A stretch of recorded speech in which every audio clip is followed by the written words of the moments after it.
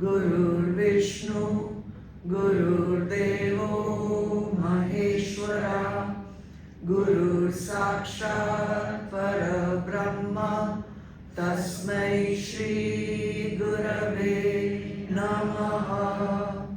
Akhanda Mandalakaram Vyaptam Yena Characharam Tatpadam Darshitam Yena Tasmai Shri Gurave Namaha. Hari Om Shri Gurubhyo Namaha. Hari Om. Dhyanamulam Gurur Murti, Pujamulam Gurur Padam, Mantramulam Gurur Vakyam, Mokshamulam Gurur Kripa. Om Shanti, Shanti, Shanti. Om Sahana Bhavatu, Sahana Bhunaktu, Sahaviryam Karvavahe, Tejasvinavaditamastu, Ma Vidvishavahe. Om Shanti, Shanti, Shanti. Hari Om Shri Gurubhyo Namaha. Hari Om. Shridharna, Jai Gurudev. Before we start today's class, I would like to observe 1 minute silence in honor of Avnit's mother's Atma. In that minute, you can send your blessings to her Atma as she has passed on to the next world. Okay? 1 minute in silence.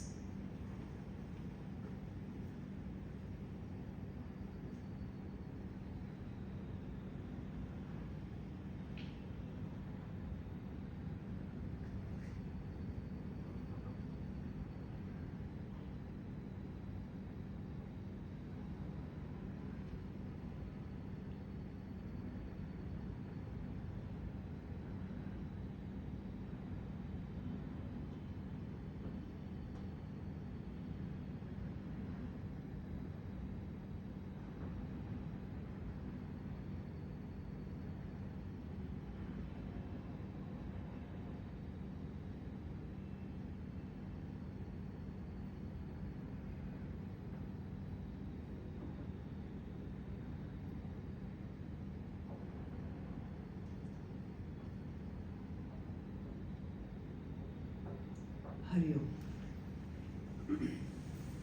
Let's chant. We chant from verse 23 to 32, Adhyaay 6, chapter 6.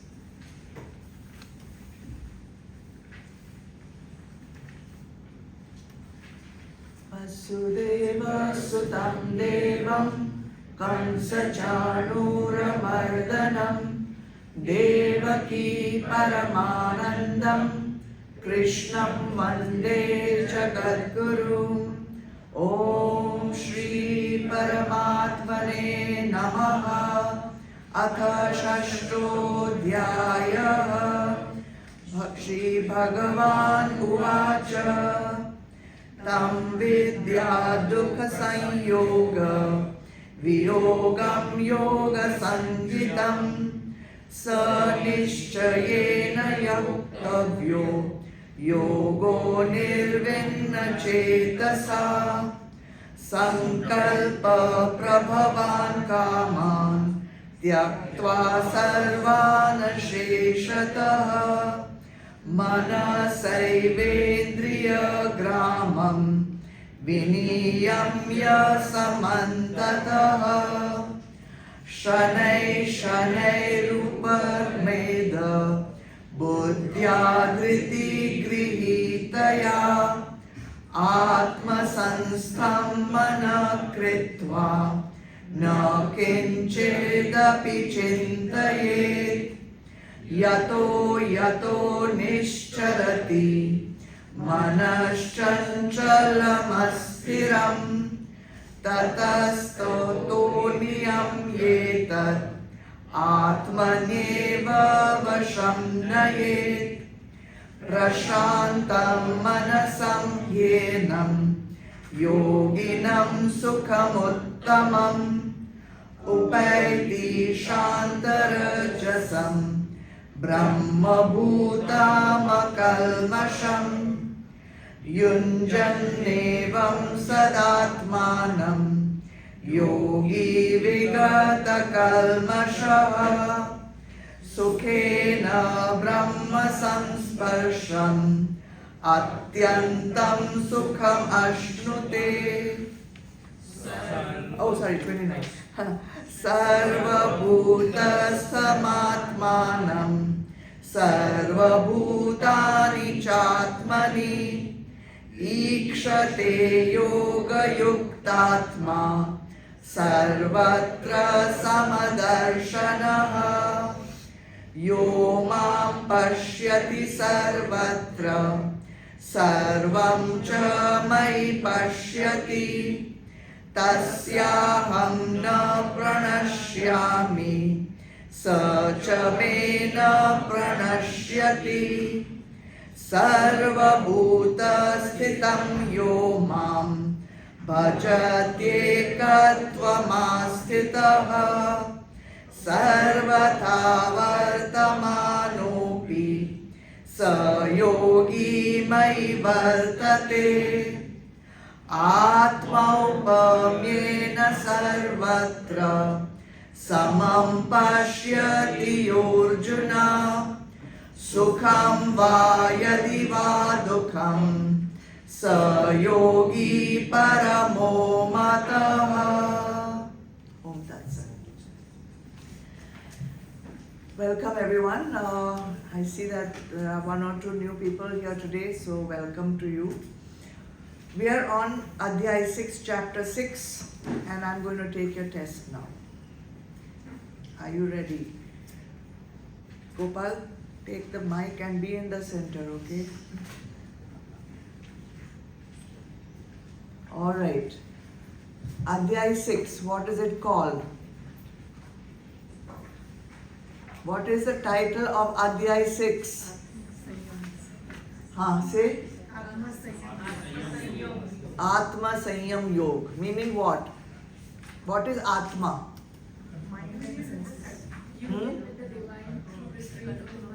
Atma means what? Self. Sanyog means what? Union. Sanyam. It is not Sanyog, it is Sanyam. Control. So why do you want to control the Atma? Can you control the Atma? No.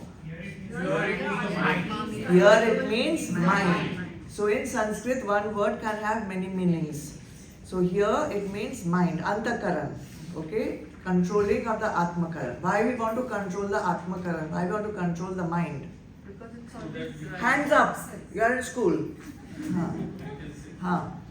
Give. Gopal, you have to run.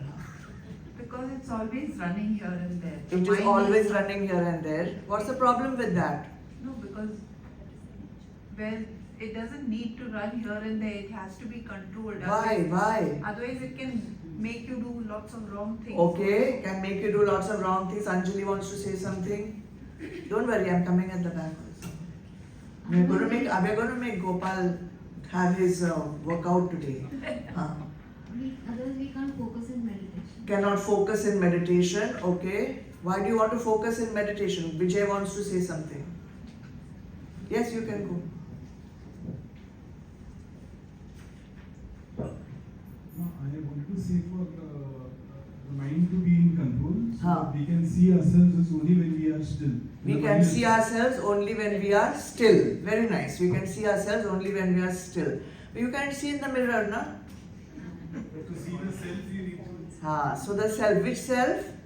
Atma, your real self, okay? So how many selves are there? She wants to say something.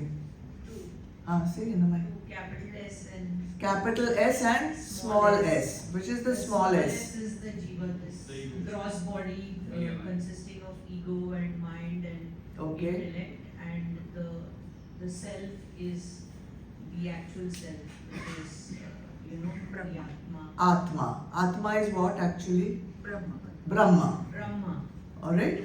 So, and it's there everywhere. everywhere. Very good. So, what are the salient points that you have understood from Adhyaay 6?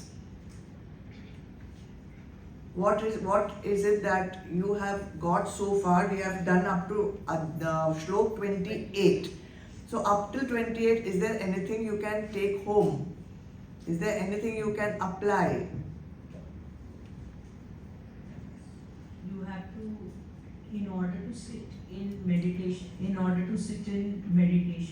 you have to have a few precursors, and some of those are, saucham, and being able, it has to be the same place, it has to be at the same time in the day when the mind is not running around. You should have not eaten too much, you should not be hungry, where you can actually sit and think of the divine and try and be able to try and experience the divinity within. Okay. Yes, Shilpa? To devote all actions to Bhagwan. Devote all actions to Bhagwan. Anju and then Bhavesh. Regular disciplined life. And Take the mic. Regular disciplined life and make it established. Just stay established in that. Be established in a regular disciplined life. Very good. Bhavesh. Same. Be regular with the habits and be disciplined. Be regular with habits and discipline. Anything else with the meditation technique now? Let's go to meditation technique. Who remembers anything about meditation technique? Keep the sense under the control of the mind. Keep the mind under the control of the intellect. Keep the intellect under the control of Bhagwan. Okay. Keep the mind. And what about the senses? Yeah, keep the senses in Control with the mind. Mind in control of control intellect. of intellect. And intellect? Control of Bhagwan. Control of Bhagwan Bhagwan. controls the intellect. No, Bhagwan will not control the intellect. We have to rest the intellect in the self. Huh? Bhagwan is not going to come and do anything. We have to do ourselves only. Okay. Anything else anyone wants to share? Mind has to be on during Vyavaharic life, but it has to be switched off when you're sitting for meditation. Say the whole. They cannot The hear. mind has to be on when you are in Vyavaharic life.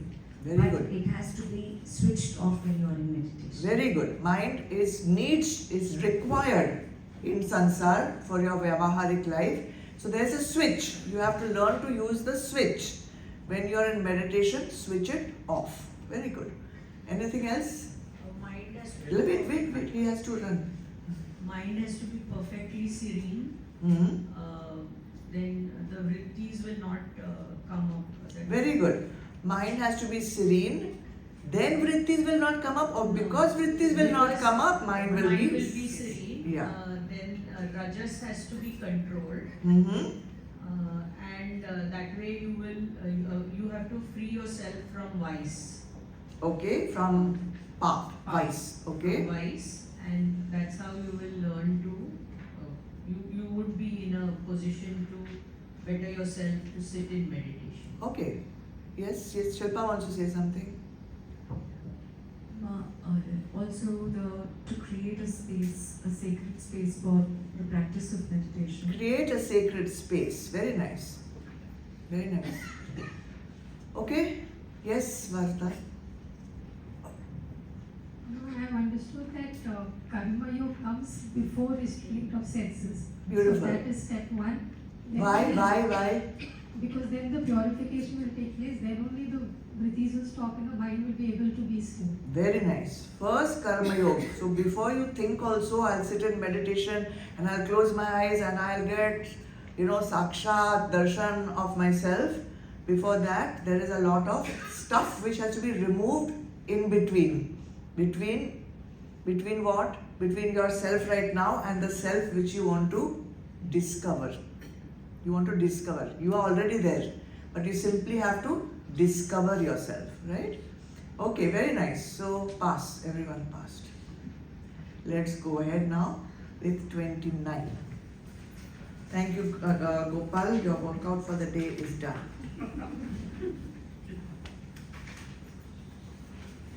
Yeah. Let's read 29.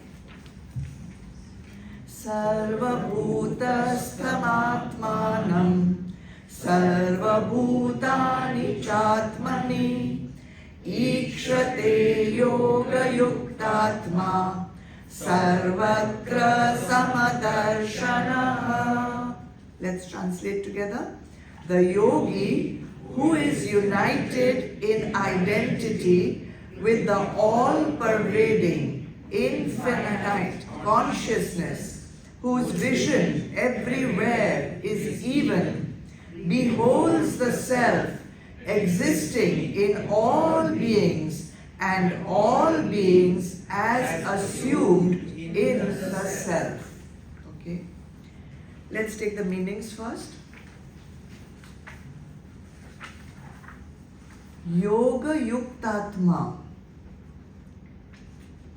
The yogi who is united in identity with the Supreme Being.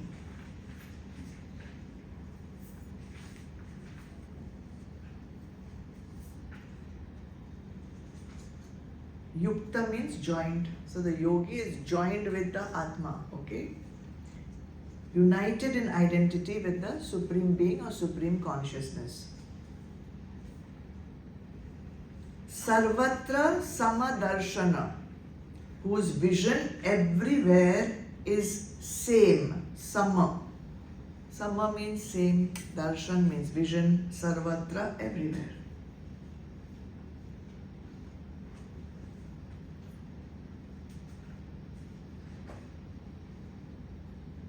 Ikshate, sees. Aksha is eyes. So Ikshate, sees. What does he see? Atmanam, his own self.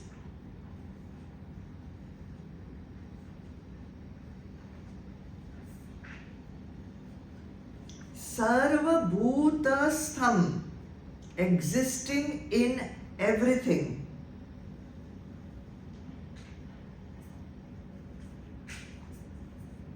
Bhuta you can understand from Panchbhut.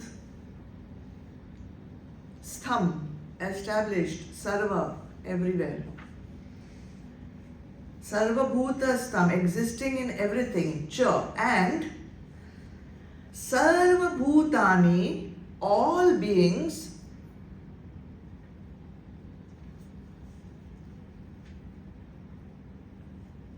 Atmani, in his self. In his self. All beings are established in his self.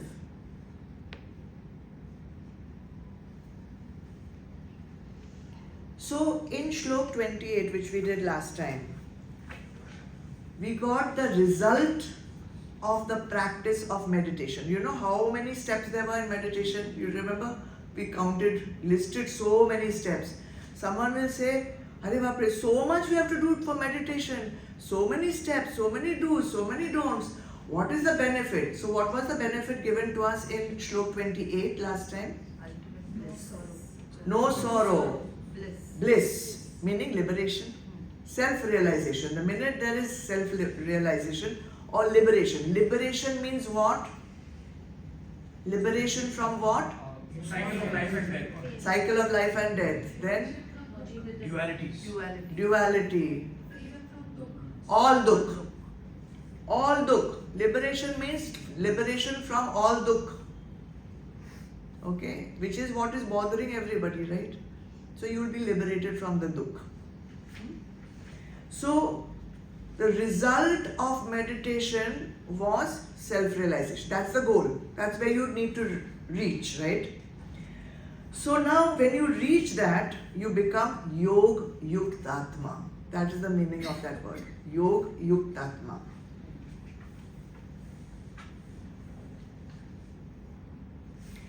Meaning, the yogi, Yukta, he has made contact, Atma, with his own self. Means he has reached the knowledge of who he truly is. That's what it means.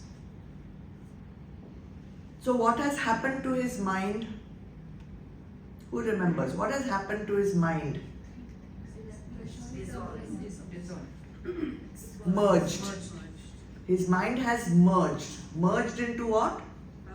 Into the Atma. Merged into Atma. Merged into witness. Merged into Satchitanand. Merged into the eternal consciousness. Now, when his mind has merged into Atma, Ikshate, what does he see? Ikshate, what does he see? Otherwise, his mind is with the senses, right? Indriya. It's going out, it's seeing all the Vishayas. Now, are his eyes closed? No, they are still open. Mind is still in contact, right? Even though it's dissolved in the Atma, it is still there. So something he's seeing, right? So, Ikshate. What is that word? Ikshate. What is he seeing? The first thing he's seeing, where is he seeing Brahma? The first thing he will see, and why I love these shlokas today, it is giving you a blow by blow, though is a very harsh word, but it is opening petal by petal of the state of liberation. When you once you have had aparoksh anubhuti, petal by petal he is opening and telling you, point 1 what he will see, second point what he will see, third point what he will see, fourth point what he will see, like that. So beautifully the flower is opening. So the first thing that the yogi, Yuktatma will be seeing is oneness of his Atma with the Supreme Being. He is seeing that truly his real identity or his true nature is no different from Brahma. At that time, the words of his Guru or the words of the Shastras will resound in his mind. What were those words? Tattvamasi. You are that. You are that. Tattvamasi. That he will realize. First, it will come as I learned that. And then he will say, Aham Brahmasmi. That will spontaneously come. Aham Brahmasmi means I am Brahma. I am that. So, spontaneously it will come. Now, we have to rato that as a mantra.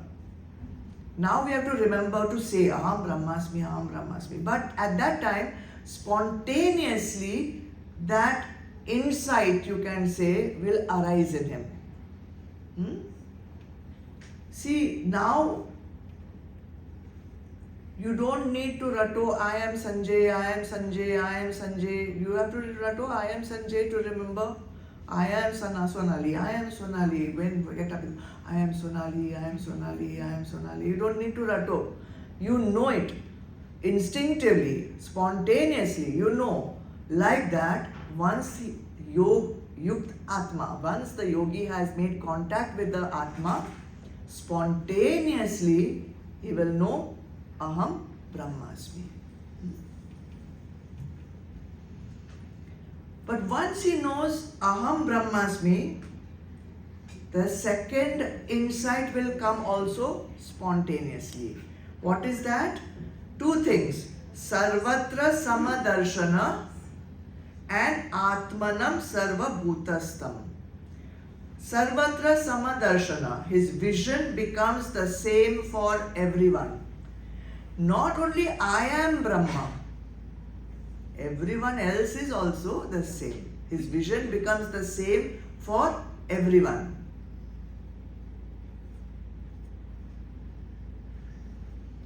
Atmanam Sarva Bhutastam. His own self is existing in everything. He doesn't recognize only his own divinity. He sees that divinity in everyone else also, in everything also. So before that, aparoksh anubhuti, you saw things as things, vishais. You saw things as different from yourself.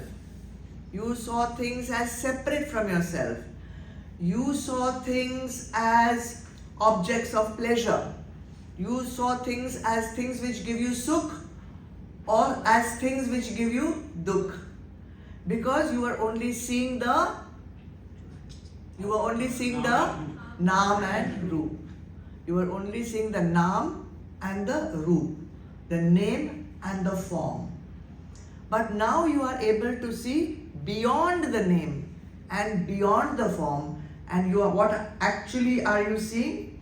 You are seeing the substratum on which all names and forms are superimposed. And when will we be able to see this? When will we be able to see this? These are established in the And when will we be established in the Atma? Huh? Purified our mind. Chitta Shuddhikaran has to happen. Purification of the mind has to be perfect. Just now before the class came, there was one trolley going up and down outside the window. And we told him, clean the glass properly, clean the window properly, because there are stains, we cannot see clearly outside. In the same way, there are stains inside us, there are flaws, there are avguns, there is mal, there is impurity, there is vikshep. And because of that, we are not able to see ourselves. That all has to be removed. The classic example which we have always talked about, when you are looking in the pond of water, you cannot see yourself. Firstly, you cannot see yourself because there are leaves, there's moss, there's debris, there's all sorts of stuff floating around. There's kachra. First, the kachra has to be removed. That is mal. Still, you may not be able to see yourself perfectly. You may see yourself imperfectly because there are ripples on the surface of the water. So that is vikshep. Vikshep means the vrittis which keep rising up and down. So first the mal has to go, then the vikshep has to go, and then you have to be established, you have to be still. Acha, vikshep has stopped, ripples have stopped in the water, but you are just dancing on the surface of the water. Then also you will not be able to see. Therefore you have to be still. Therefore you have to be silent. Therefore not only internally still, but externally also you should be still. Then that moment comes, that flash comes, where you see yourself clearly. Aham Brahmasmi. Hare, how come I didn't know that up till now, like that? So when you'll see animals, you'll see birds, you'll see mountains, you'll see rivers, all that, he will see, Are, how can this exist by itself? There has to be that substratum over which all this is existing. Okay? He will know that all forms have arisen from Brahma. All forms are existing in Brahma, and all forms will also merge into Brahma, just like the wave. Where did the wave rise from? The ocean. Where is the wave existing? In the ocean. Where will the wave merge into? The ocean. What is the wave? It is the ocean. Similarly, everything that you see here as a name and form is Brahma, arisen from Brahma, existing in Brahma, dissolving in Brahma. So this, see, now also you have this understanding, yes or no? Up till now, so you should be having this understanding. We have been talking about it, God knows, for donkey's years. But that bolt of lightning, that flash which has to come, which gives you that nishtha, that conviction, Are, aham to brahmasmi only, like that. I'm saying it in tapori way, but just to make you understand that it comes like that. fatak, it will arise in you, and that will be your moment of awakening. Okay? And there is one word also, it's called pratyabhignya. Pratyabhignya. That word is very nice. I liked it a lot. I looked up the etymology of it. So I will share that with you. Prati means re, like we say again. Redo, do again. Prati means re. Abhi means closely. And gnya is to know. So we put it together, again, closely to know. Why again? Because you always knew. Deep within yourself, you already know who you are. You already have knowledge, aham brahmasmi. But it's not, sometimes you forget, na? What is your name? I forgot your name. You knew the name, but you forgot. Mothers, it happens to mothers a lot. They see all the children's names and the actual child's name comes in the mind. Yes or no? So like that, you already know aham brahmasmi, you already know I am Brahma, but you have forgotten temporarily. So closely inside you to know. Pratyabhignya. Pratyabhignya. From that moment when you will get that flash of lightning, you have become Yog Yukt Atma.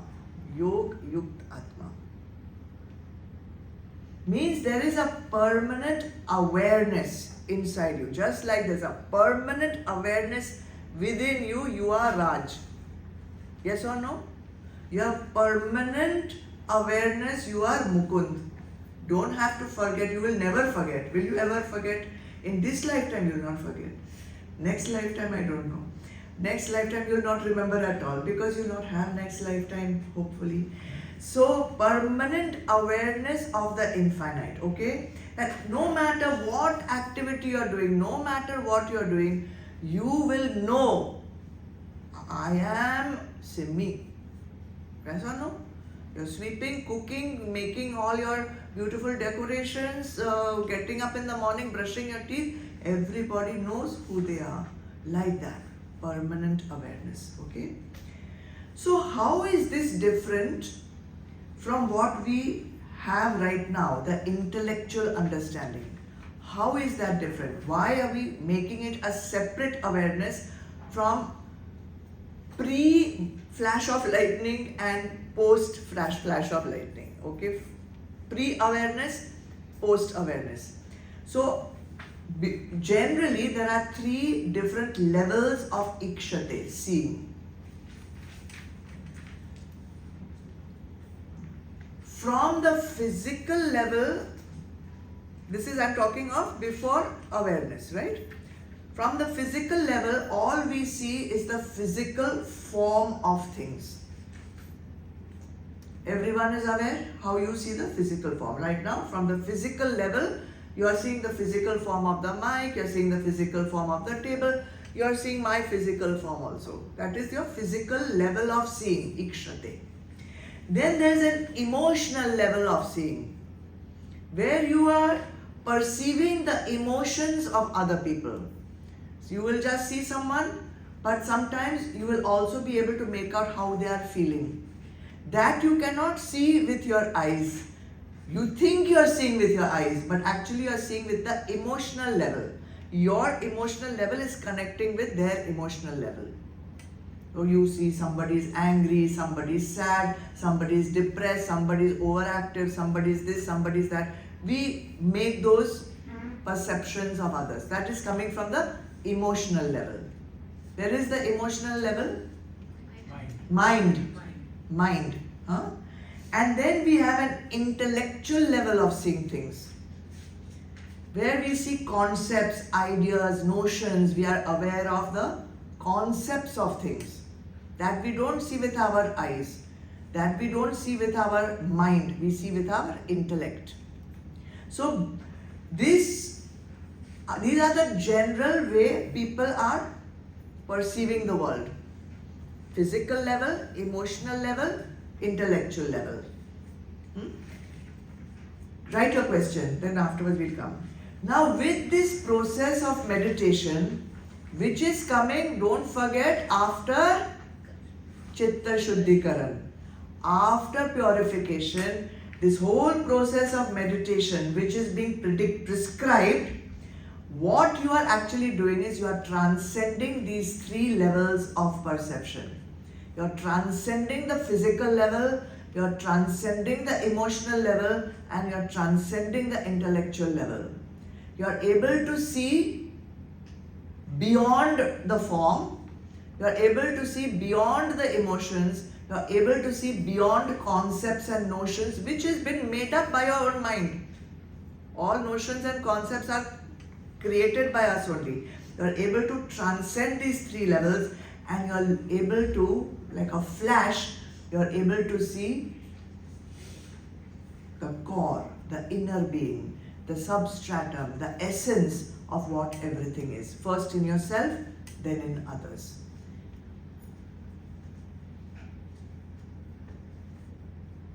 So if everyone asks, what's the result or the benefit of this entire meditation process which Bhagwan has recommended? It is to see divinity first in yourself and then in everyone and in everything else. So once darshan, samma darshana, the vision becomes same for everyone. If anyone says, Aham Brahmasmi, but he is a fool, then he is not really reached that state. If everyone sees that I am the great one, I have awakened, but see all these people, they are like this, they are like that, then you cannot say that that person has reached, he has reached one part. Abhi movie baki hai. What did I say? Picture baki hai. Picture baki. So the result of having this vision of your own divinity and the divinity of others. So what will happen after that? What is the result of having this same vision? So Bhagwan, I told you, the flower is opening, bud is opening, petal by petal. What was the first opening? Aham Brahmasmi. What was the second petal? Everyone else is also the same. Now what happens after that? What is the result of seeing this sameness in everyone and in everything? Bhagwan tells you in the next shlok. Let's read it. 30. Yo mam pashyati sarvatra sarvam cha mai pashyati tasyaham na pranashyami sa cha me na pranashyati. He who sees me, the universal self, present in all beings, and all beings existing within me, he is never lost to me, nor am I ever lost to him. Did you get that great benefit? Okay, let's take the meanings of the words first. Yo, not like the kids say yo. The one who.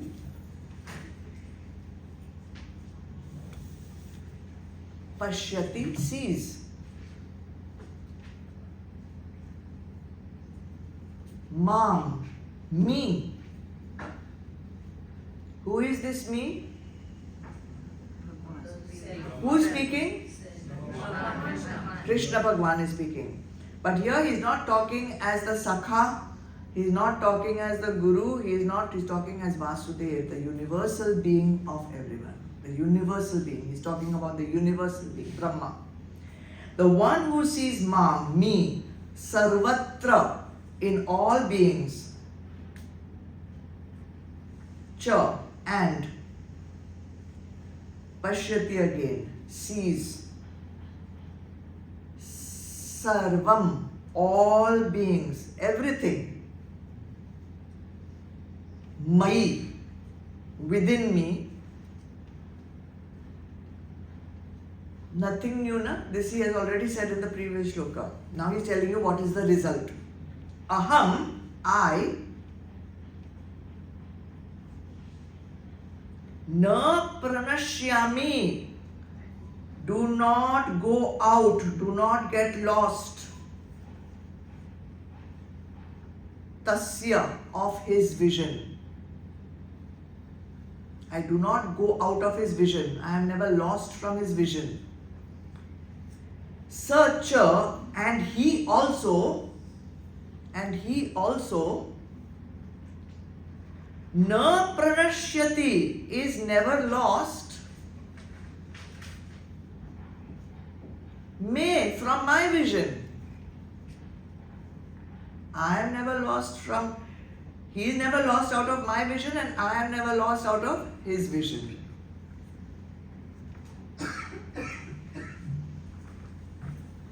Petal by petal. Shlok 28. Result of meditation. What was that?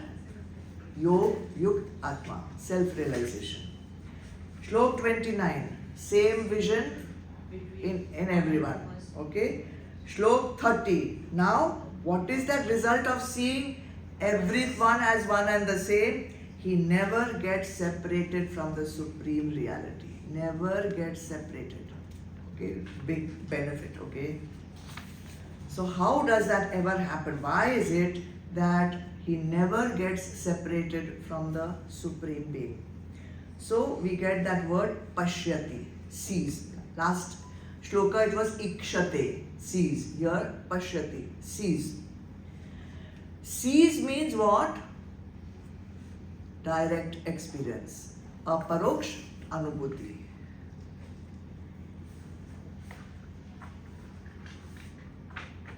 What are you seeing? When you are seeing outside, you are seeing sansar. When you are seeing within yourself, you are seeing yourself as that supreme being, Mam. Bhagavan Krishna is saying, you seeing me. Who is this me? You are seeing your own self, but actually what you are seeing is the supreme being within yourself. So when this yogi is sitting in meditation perfectly, he is asking himself, who am I? He is asking himself, who am I? And the answer is coming from him, I am absolute pure consciousness.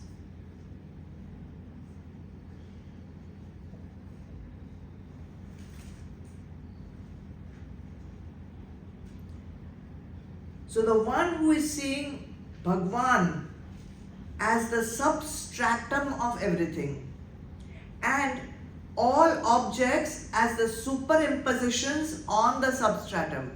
Is this easy to understand? Do you understand this? He is seeing Bhagwan, Brahma, as the substratum of everything, and he is seeing everything as the superimposition on the substratum. So both ways is clear. Everything is Brahma and everything that I am seeing is Nam and Rup. Getting that? To such a person, Bhagwan says, that was the first line of the shloka. And he is repeating it. He has not said anything new so far. Right or wrong? It's the same as 29. Now he is telling the result of that Samadarshana. The result of that same vision that he has for himself as well as for everything else. What is that? Tasyaham na pranashyami sa cha me na pranashyati. He is never lost to me, nor am I ever lost to him. This is logical. It is completely logical. It is not unbelievable. It is not amazing. It is not ununderstandable, incomprehensible. It is logical. Just understand it. You are looking inside. You are asking, who am I? You are getting the discovery, I am Brahma. If I am Brahma, then how can I be ever lost to myself? Getting it? So logical.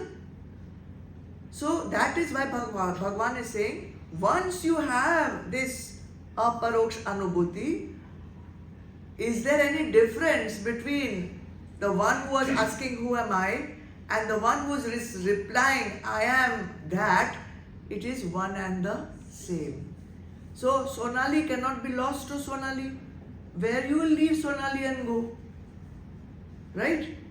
You can leave Sanjay and go somewhere, but you can't leave Sonali. Right? You might want to also. And it's possible also. But Sonali cannot leave Sonali. You can leave like a shadow. It follows. But this is not even shadow, because shadow can disappear. Sonali cannot disappear from Sonali. Sonali is Sonali. In the same way, when you are asking who am I and the answer is coming I am that, then I and that is one and the same. So who is going to be lost to whom? Firstly, for one to lose another, there has to be two. But there are no more twos. Adhyaay, you have become one. And that is the biggest benefit of this whole process that we are going through for the last decade.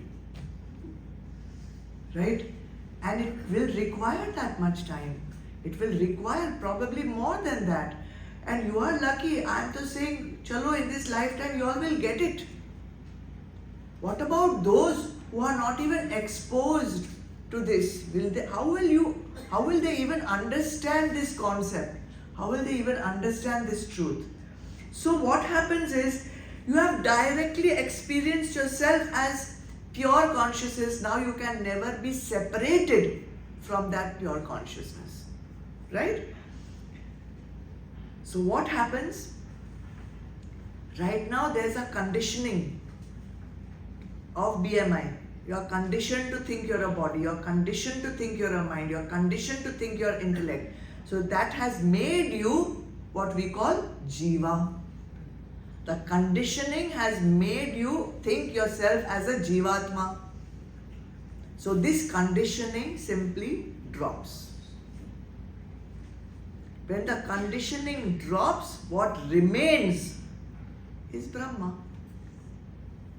Brahma remains, that's all. There is nothing left to be lost. What had to be lost was lost.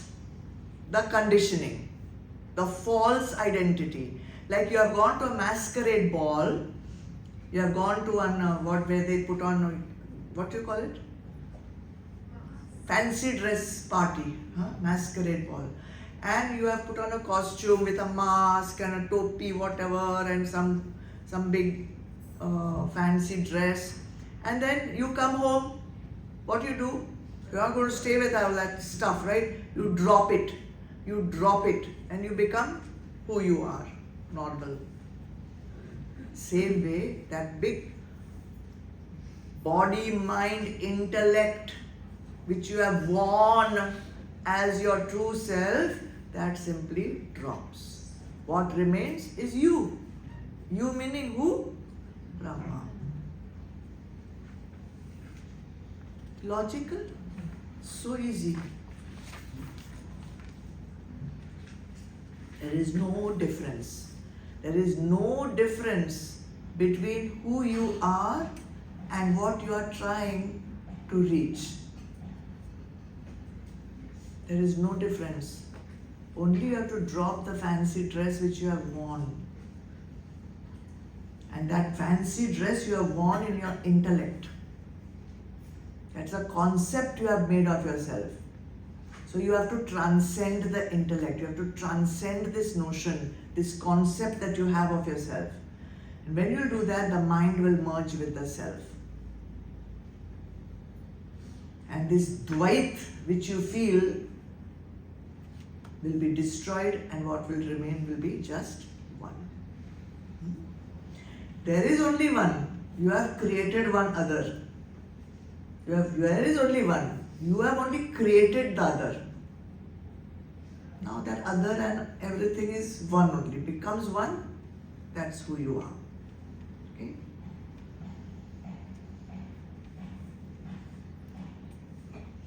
You know we have a screen here. So if I put this screen down, what will you see? The screen. Then we put on that projector and some pictures will come. Then what you'll see? Pictures. When the projector is stopped, again you'll see screen. But while you were seeing the pictures, was not the screen there?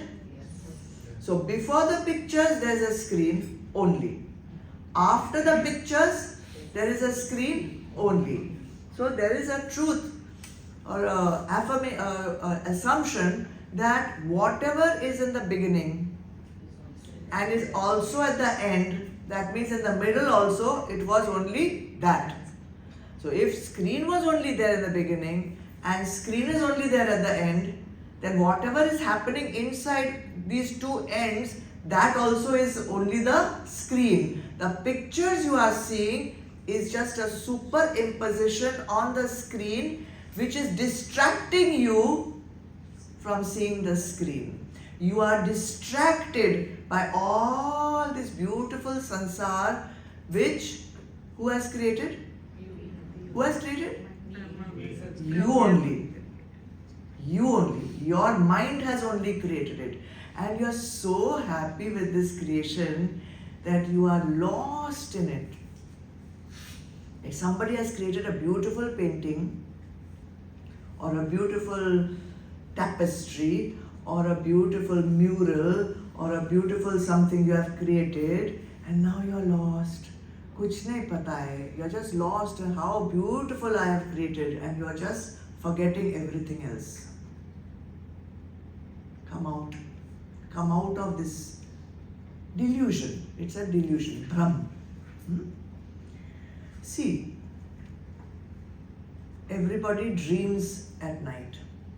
And in your dream, sometimes you are a person, sometimes you are a policeman, sometimes you may be some other persona. So many personas we create in our dreams, right or no? Sometimes you are a mother, sometimes you may become an elephant also, sometimes something, God knows what all we dream. And that is being created by our own mind. Now when you wake up in the morning, where are all these people? Where are all these animals? Where are all these situations? All gone. Who was dreaming? You. Who has woken up? You. You are the dreamer. You are the waker. Nothing else is remaining. The dreamer and the waker are one and the same. Or are they two separate people? Same thing. Same thing. What we are seeing now, we are seeing dream. When you get aparoksh anubhuti, you will wake up. The dreamer and the waker are one and the same. Same like actor on a stage, yes or no? Sometimes, you know, when cast is very limited, the same actor will act as the king. Then in the next scene, he will become the beggar. Then the next scene, he will become the school teacher. So many roles he will play. But does he become a different person? No. Once the roles are over, he is neither the beggar, nor the king, nor the teacher, nor the mother or the father. He is the actor. So find out how many roles we are playing, how many in one drama, which is your one lifetime, you are playing so many roles only. Now find out who is the actual actor of all these roles. That is yourself. But we are getting so caught up in our roles. That is the problem. There is no harm in playing the roles, let me tell you that. Because you have to play a role. Somewhere you have to play the role because we are in sansar. But don't make the role your identity. That's all. Know that you are Brahma playing roles. That's all. Know who you are, that you are playing. Acha, if the actor forgets he is an actor, then he goes home and he becomes the Raja there. Then he will get nice danda from his wife, right? So when we are doing that, we are forgetting our roles. And that is why sometimes we also get dandas. Because we are the kingpin in the office, you know. CEO. And we are ready to give orders, yo, go get this, do that, do this, why you not did, why? And you go home and we play the same role. Then, now I don't have to tell you what you see, experience at home. Alright, so on waking up, the dreamer and the waker become one and the same. You realize you are not just the person who was dreaming. You realize you have become that. Because we are not talking about the waking state and the dreaming state. We are talking about before aparoksha anubhuti, after aparoksha. So why Bhagavan says you will never be lost to me and I will never be lost to you? Because the jiva has dropped, only Brahma remains. Brahma is now established in the self. Person is established in the self. When you have merged with the Brahma, the knower of Brahma becomes Brahma. Brahmavid Brahmeva Bhavati. The knower of Brahma becomes Brahma. When you have become Brahma, from who you are going to get lost? So you will never be lost. That is the guarantee Bhagavan is giving you. Guarantee.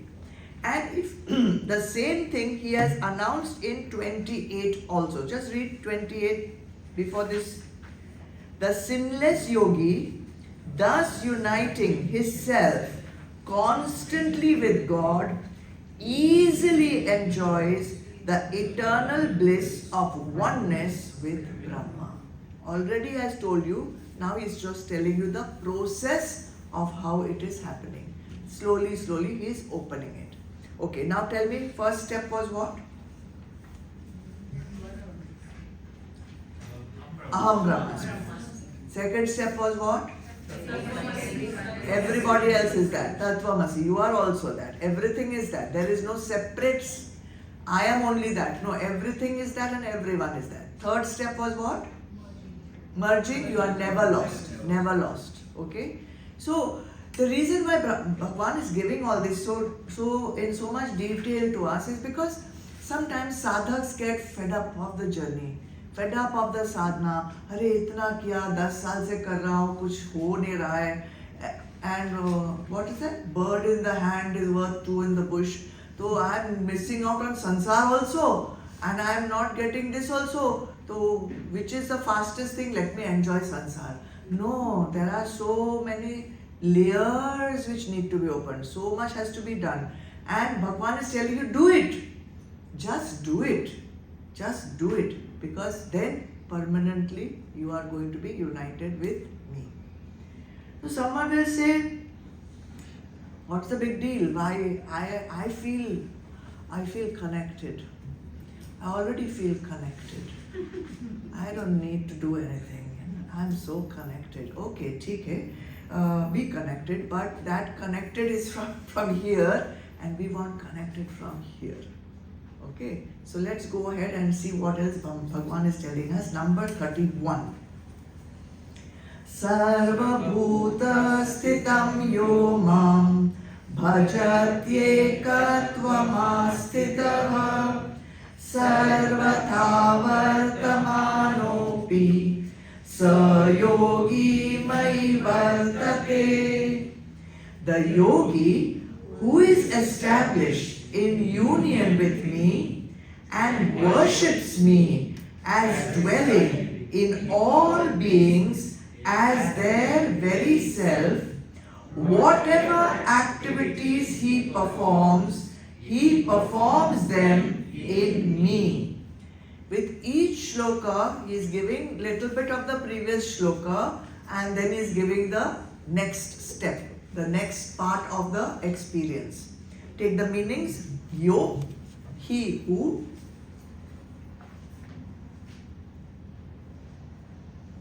Asthita is established. Sthita, established. Ekatvam, in oneness.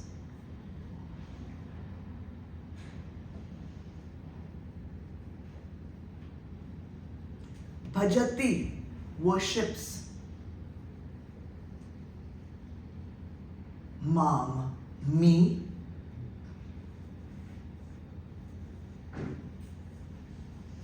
Sarva Bhuta Sthitam. He worships me, Sarva Bhuta Sthitam, who exists in all beings.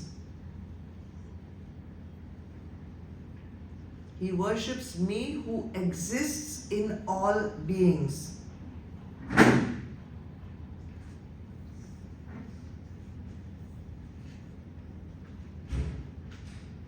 Sa yogi, that yogi, vartate, remains.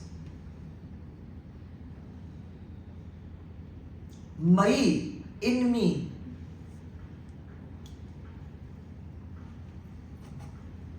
Sarvatha api, in whatever condition. Vartaman, he may be. Vartaman means in a present. In whatever condition is present, in whatever condition he may be. Again, he starts with the previous shlok that you are established in Bhagwan, established in Atma. That's the first line. So what does it imply? First line, Sarva Bhuta Sthitam Yomam Bhajat Ekatvam Asthitam. The yogi has now, what has he done up till now? He has realized the self. Okay, that's the first thing. Then he sees the self, his own Atma, as one with Brahma. Right? The third thing is he is seeing all the beings also the same way. That Atma which is in me is the same Atma in everyone else. And if that Atma in me is Brahma, the Atma in everyone else is also Brahma. That means what I am seeing outside as everyone is only Nam and Roop. My true identity is Brahma and your true identity is also Brahma. See, many people will see their own identity as Brahma, but very difficult to see the identity of the other as Brahma, especially when they are your sandpaper, right? So, after that, the constant awareness is there, constant awareness, no matter what, constant awareness is there, I am Brahma. My true identity is Brahma. There's a constant awareness. Now, when such a person has this constant awareness that Aham Brahmasmi and Tattvamasi also, you are also Brahmasmi, what will be his interaction with others? That is what this shloka is telling. What will be his interaction with others? So here Bhagavan tells you that yogi will be Bhajati Mam Sarva Bhuta Sthitam. He will be worshipping me in all beings.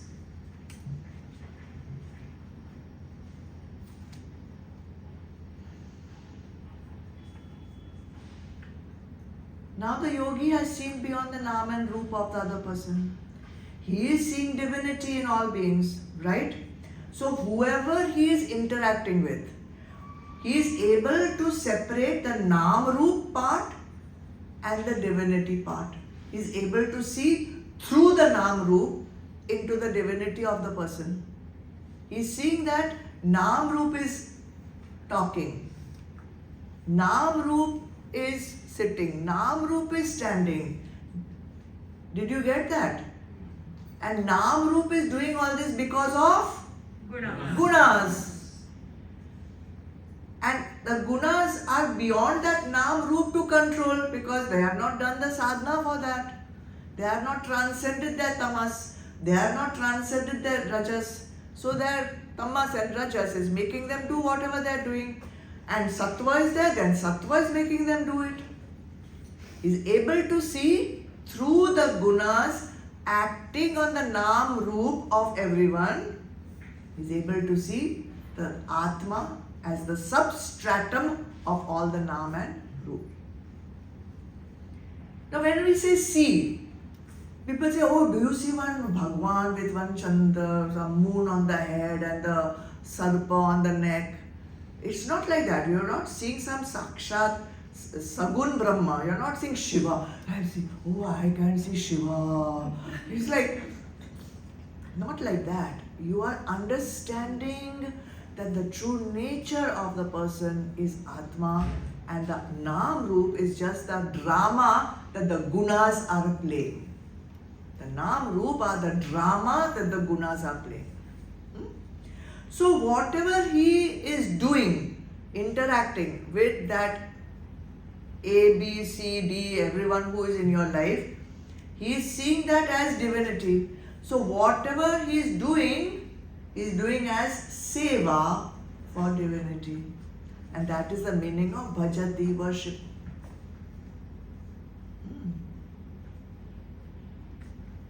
So he is worshipping what? Now this is where it comes. Who is he doing the seva of? When you say, I do seva of my mother-in-law like she's Devi and all. So, pinch of salt also has to be taken, or fist of salt. But when you are seeing the Devi or the Bhagwan in the other, what exactly are you seeing? You are seeing your own self. You are seeing the Atma, and that you already said, Atma is the same as me. So you are doing seva of who? Yourself. You are doing seva. You are not doing anybody some big favor by giving them a cup of tea. Remember that.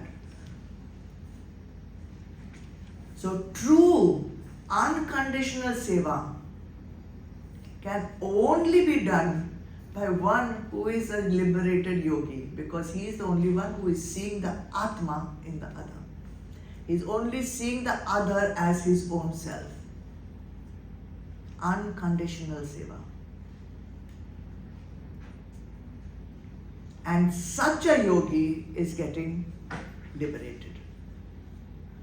Now you know what you have to do. And getting liberated means what? Earlier, there was ignorance of your true self. Because there is ignorance of your true self, there is dukh, there is kam, there is krodh, there is lobh, moh, mad, matsarya, rag, dvesh, ahankar, so many things are there. Once you see the other one as yourself, who you will get krodh for?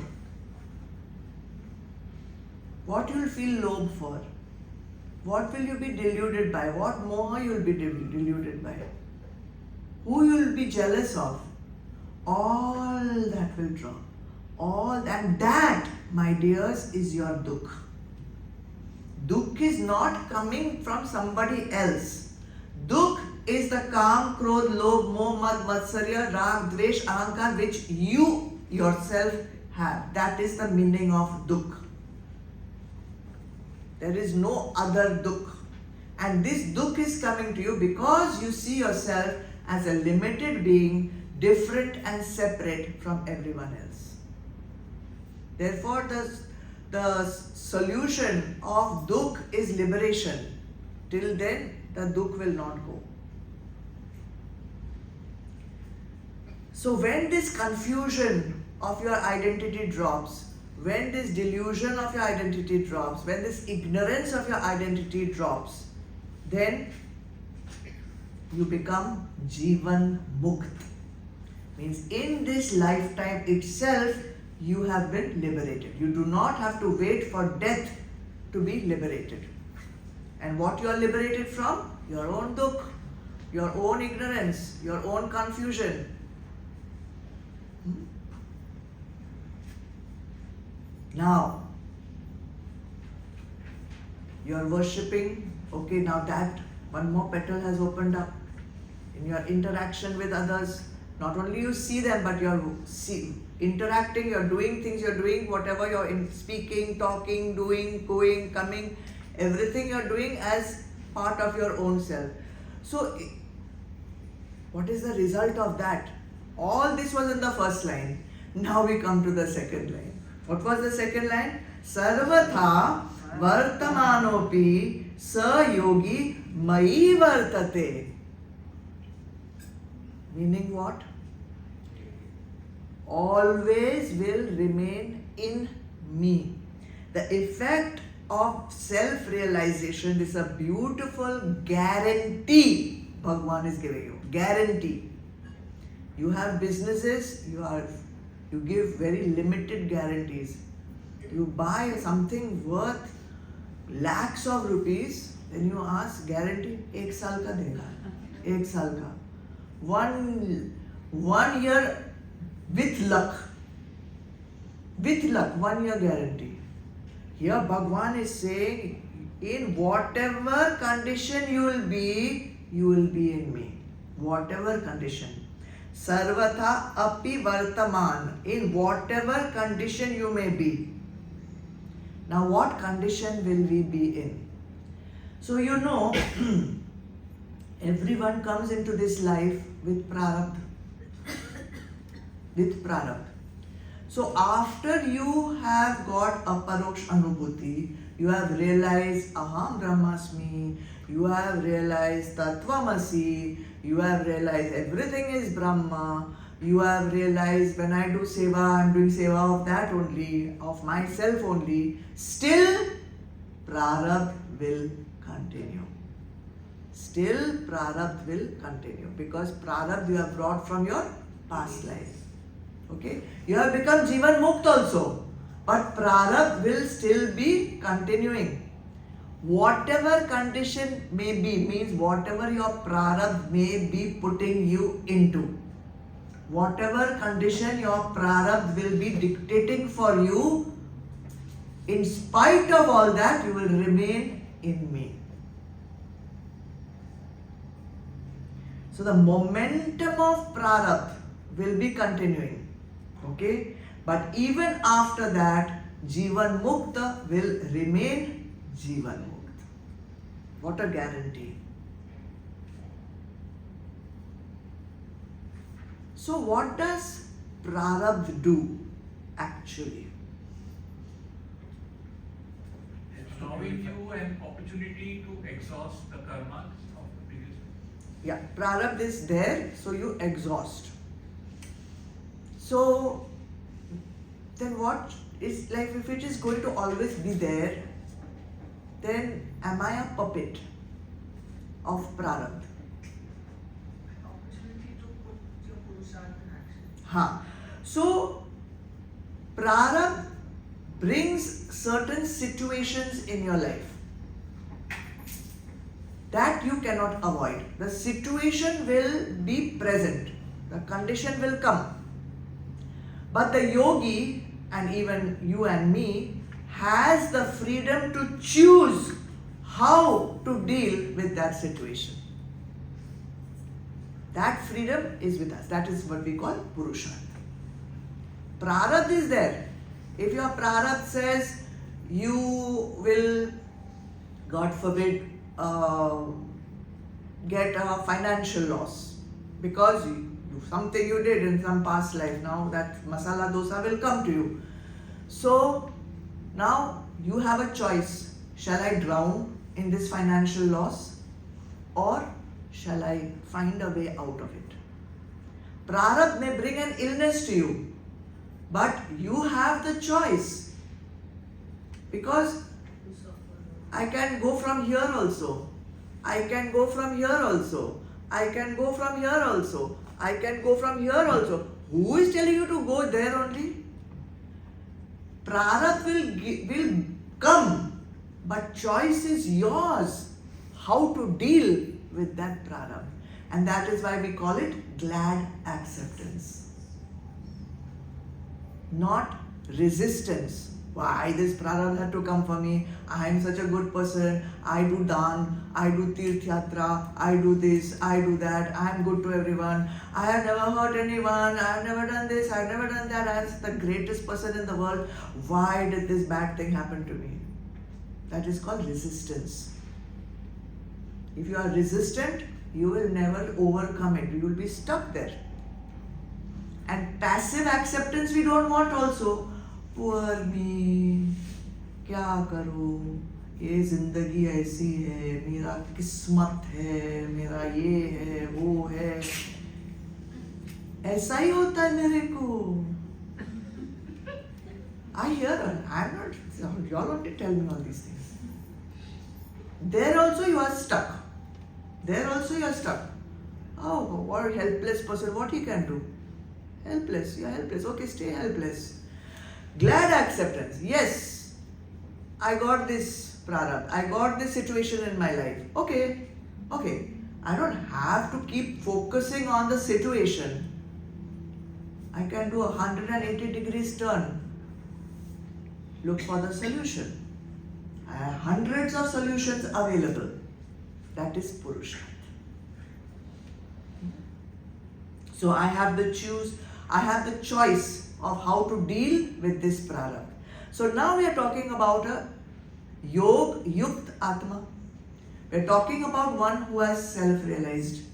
Now he also has prarabdha going on. He also has prarabdha going on. So he has a choice. Whatever condition, Bhagavan is saying, whatever condition. So what are the conditions available to him? He's a yog-yukt atma. He can renounce everything and go and live in one mountain. Renunciate. He can become a renunciate. That's a choice. He will get Jivan Mukti. He will get Mukti. He has a choice. He can stay as a householder and complete his prarabdha. Then also he will get Mukti. He can stay as a businessman and earn his living in Karma Yog Bhav. Then also he will get Mukti.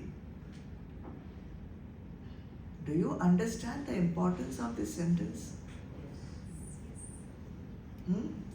He can be a warrior like Arjun, doing his dharma and still get Mukti. What you have understood? What you have understood? Don't be afraid of Adhyatma. If you are living according to the prescriptions of the Vedas, don't be afraid to take that leap into Adhyatma. You are not going to lose anything. I'm telling you, the reason why people think it's very difficult to attain self-realization,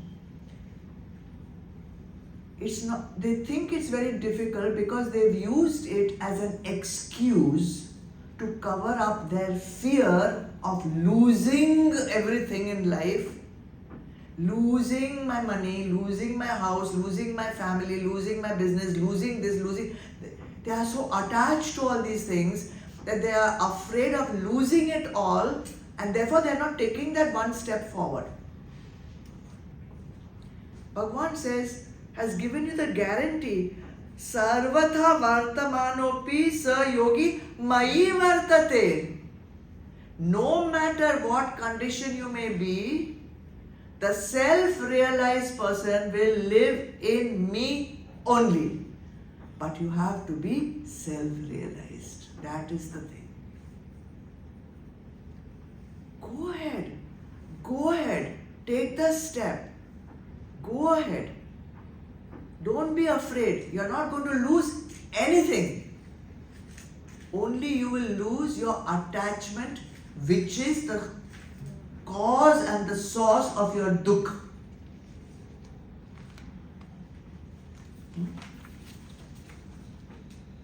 The yogi remains in me. Sa yogi mayi vartate.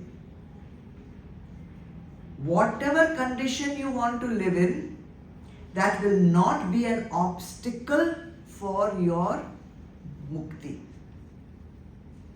Now, one word of caution. We are talking about a person who is self-realized. Okay, you have to have a paroksh anubhuti for this guarantee to work.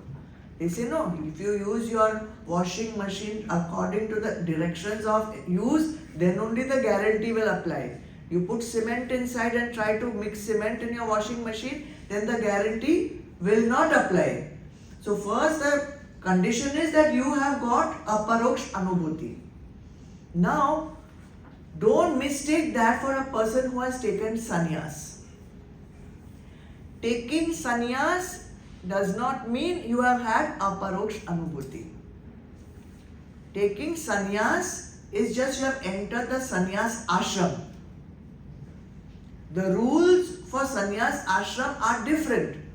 A sannyasi may have got aparoksh anubhuti.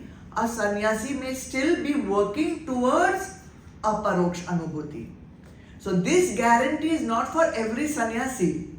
This guarantee is for one who has achieved aparoksh anubhuti. So that has to be very clearly understood. This guarantee is not for someone who does puja every day. This guarantee is not for someone who has done all the tirth yatras available in the whole country. This is not a guarantee for someone who comes every Monday for upasana. This is not a guarantee for everyone who comes every Friday for bhakti. It is not a guarantee for anyone who has understood and can rattle the whole Bhagavad Gita by heart.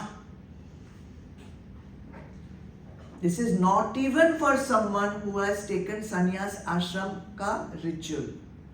This is only for the one who has had aparoksh anubhuti. There are no rules, Bhagavan says, for the one who is self-realized. No rules. Not even the Vedas. But for a sannyasi, lot of rules. Lot of rules for a sannyasi, but no rules for one who is self-realized. He can live any way he wants. He can be a monk, he can be a householder. Janak was a householder. He was a king, he was a warrior also. Kshatriya. Yet. So there are rules for sannyasi. But when the sannyasi becomes self-realized, no rules apply to him. No, not at all. None at all. So he'll do all mischief. He will live a life of vice. No, he cannot. He cannot. So the discipline is self, not even a discipline. It's a way of life. Way of life. Alright? So, taking Diksha is not a guarantee for moksha, by the way. I get a lot of such requests. I'll not get moksha, please give me Diksha, otherwise I'll not get moksha. Baba, I'm not a moksha machine. I'm not a moksha machine. Okay? So, after self-realization, yogi does not have to behave in any particular way. He does not have to live in a particular construction which is called ashram. He can live in a building also. He can live anywhere. There are no prohibitions for put on him. Injunctions, what you call. But he knows exactly what has to be done. In fact, what the Shastras say that no God can even prevent his moksha. No God can even prevent it. No Brahma, Vishnu, Mahesh, Ganesh ji, Surya Bhagwan, this Bhagwan, that Bhagwan. No Bhagwan can come in the way of a person who has attained that aparoksh anubhuti and established in that. So, there is one Upanishad called Brihad Aranyak Upanishad. In there, Gargi, she's a rishi, female rishi, she's asking Yajnavalk one question. I liked it, so I wrote it down. She asks, how will a realized person behave? So I'm not telling the Sanskrit because, it will be bouncer for me also. So he replies, I'll tell you the gist of it in English. He says, Jnani will behave as he is, according to his nature. Whatever he is, that is how he will behave. In whichever way he behaves, his actions, his emotions, his thoughts will reveal his jnana. Means his whatever he does will be an expression of his jnana. He will be natural. That's all. Natural. Don't have to put on any show. Don't have to put on any airs. Don't have to, project yourself as a great jnani. You are natural. Whatever it is, your words will tell whether you are a jnani or not. Your behavior will tell whether you are a jnani or not. Your actions, the way you treat other people will show whether you are a jnani or not. He will carry on his dharma, whatever it may be. He will carry on his dharma. Janak carried on his dharma. He did not abandon his kingdom. So if his prarabdha is putting him in a position where his dharma is not complete, he will carry on his dharma, whatever that dharma may be. Whether it is a dharma of a king or a dharma of a householder, the dharma will continue because that is his prarabdha. His prarabdha will get worked out naturally. By itself, it will get exhausted. So this is such a great relief for a sadhak. You do not have to worry what will happen to my family, what will happen to my kingdom, what will happen to my business empire. Naturally, everything will happen, naturally. Those who put on too many airs to show that they are big jnanis, you need maybe some X-ray vision glasses to see through that. And the best thing is, don't try to figure out whether somebody is a jnani or not. You cannot know. You cannot know. I thought you were saying dadi. I thought he was saying if he has a dadi, he'll be a jnani. So don't judge. Don't judge. Especially don't judge a sannyasi, because he has taken that big step of giving up and taking the commitment of his spiritual journey. Don't judge a person by his appearance. Don't judge a person by his words. Don't judge anything. Look inside yourself. Where am I? Why we are passing judgment on others? Look yourself. Where am I in this situation? That's all. Okay? We have no right, we have no aukat to judge anyone else. Okay? The jnani may appear as a yogi, or he may not appear as a yogi. He may appear as a simple householder also. But he may be a jnani. So therefore, don't take on pap, because it is a pap to judge others, to say, "Arey, he looks like a yogi, but look what he is doing." Don't say. Okay, that's best to that. Because each yogi is unique. And each yogi is coming with his own prarabdha also. So let it be. You just focus on yourself. That's all. Shankaracharya says one very beautiful thing for a yukta atma. One very nice line is there. He says, "Such a one rejoices. He rejoices. Indeed, he rejoices." 3 times he says. Okay? That person is mast. He doesn't care about what anyone else is thinking. He does not have to project anything. He does not have to prove anything. He doesn't care what anyone else is bothered to think. He is rejoicing. So, why has Bhagavan Krishna inserted this shlok here? Motivate the sadhak. Motivate, yeah. And caution. Final guarantee. Final guarantee. Final guarantee. Don't be afraid. Don't be afraid. Everything will take care of itself. Who are you connecting with? Hello? The Supreme Being. Supreme Being. How much takat is there in the limited self? And look what you are connecting with. Superpower. Superpower. And Brahmavid, Brahmaiva Bhavati, you are becoming that superpower. Nothing will remain impossible for you. What you are afraid of. So the Yoga Yukt Atma can function in any situation. He can be in any ashram of life. He could be a student also. He could be a householder also. He could be a sannyasi also. He will always be aware of his divinity and he will always be connected with the divine.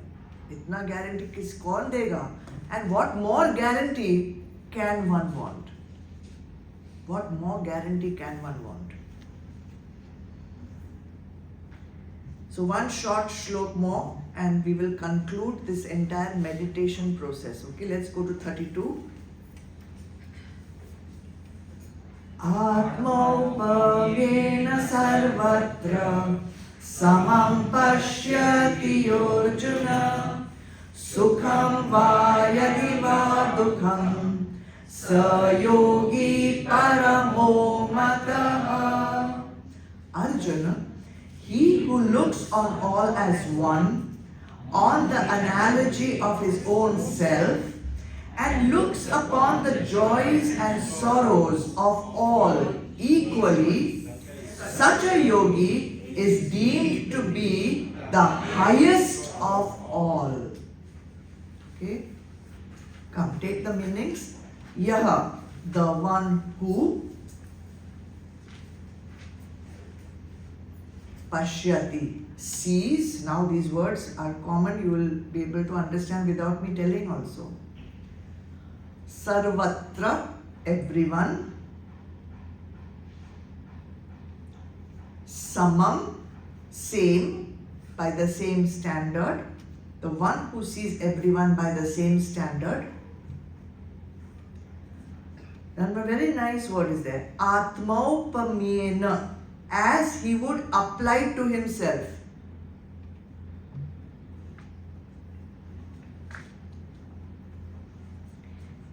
He sees everyone by the same standard that he applies to himself.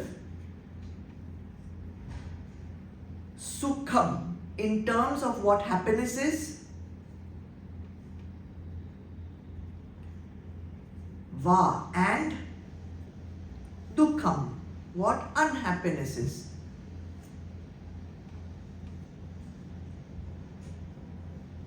The one who sees everyone by the same standards as he would apply to himself in terms of what happiness is and what unhappiness is, Sa yogi, that yogi,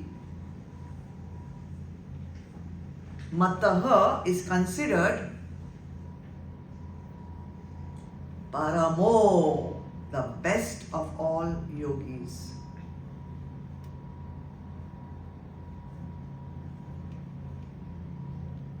Same standard means no double standards, for one standard for me and one standard for everyone else.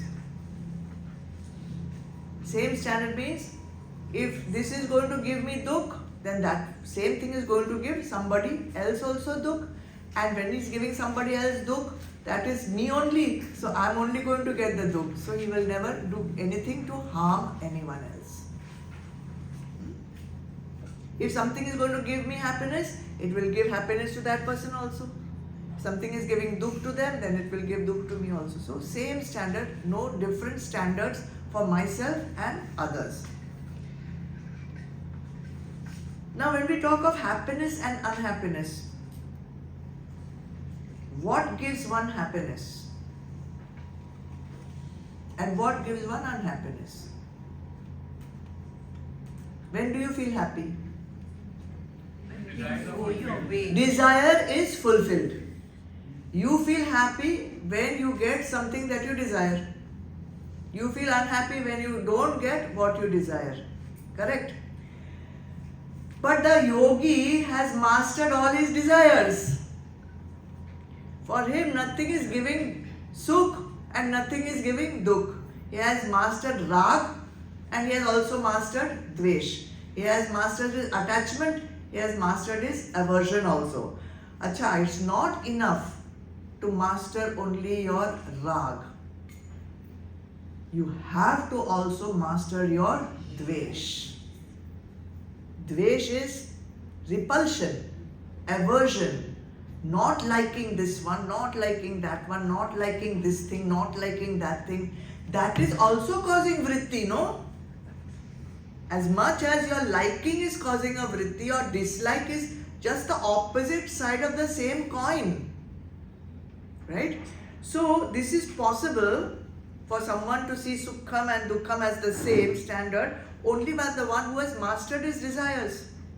Otherwise it is not possible. My desire is there, my Sukh is there, then I am going to look for my own Sukh to be fulfilled. So he is no longer operating out of selfish fulfillment.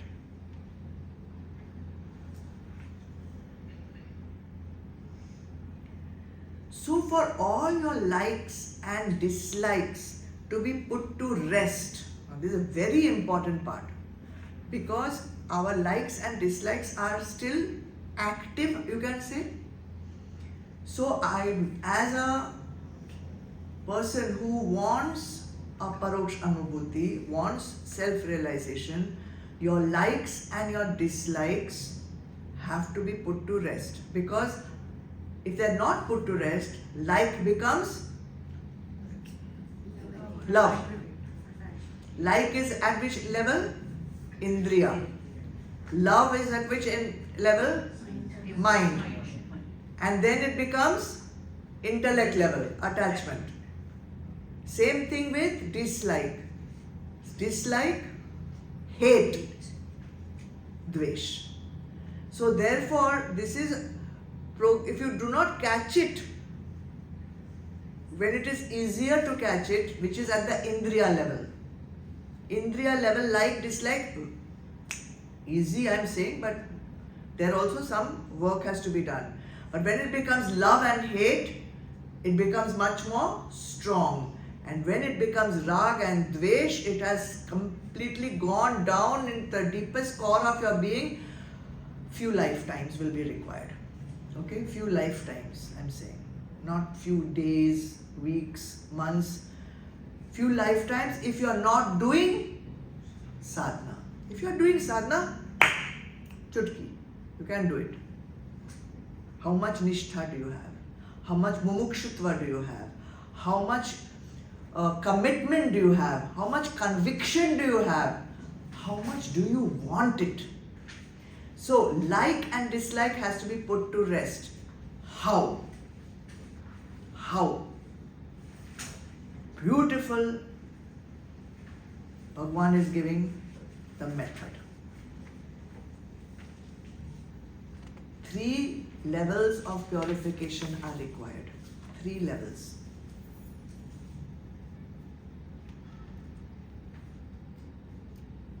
1. Tattva Gyan.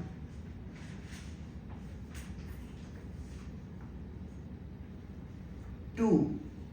Mano Nash.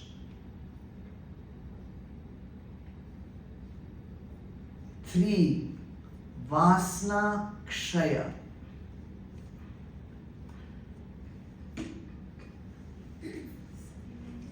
Mano Nash. I'll repeat. Tattva Gyan, Mano Nash, Vasna Kshaya.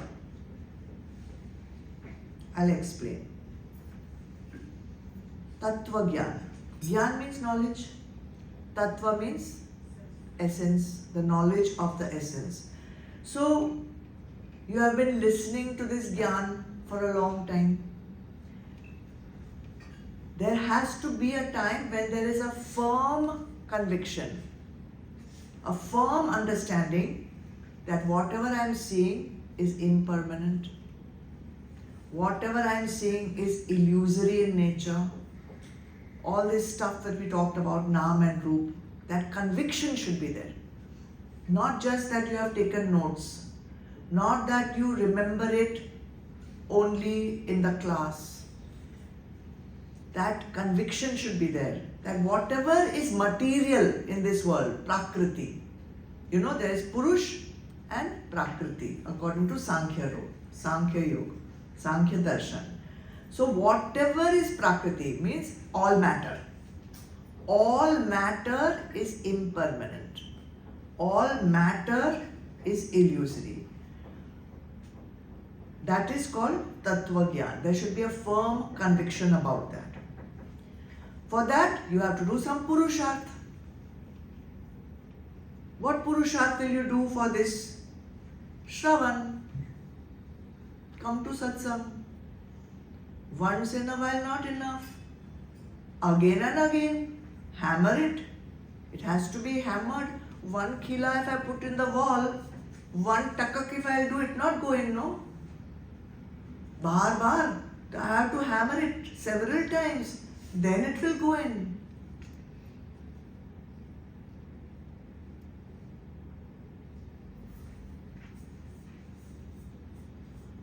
And that is also not enough.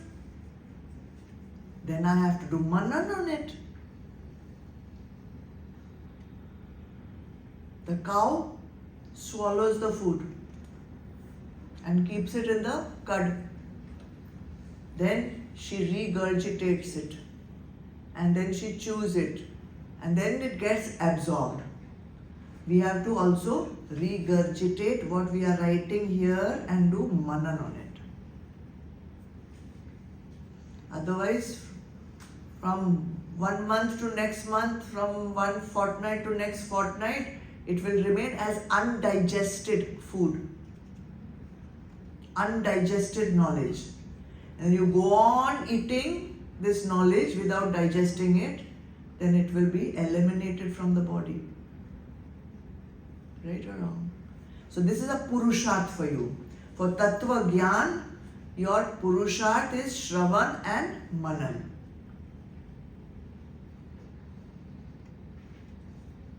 What are we talking about? Why are we doing this Purusharth? What did I say? For what?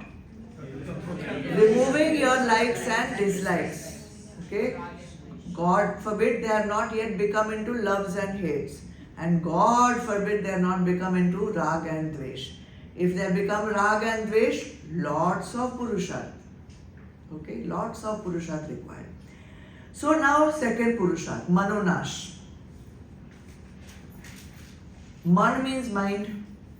Mind, you know, is chanchal monkey, always fluctuating, always continuously moving from place to place, like a open flame. See, there is a chimney on the diya, yet the flame goes on flickering. That's your mind.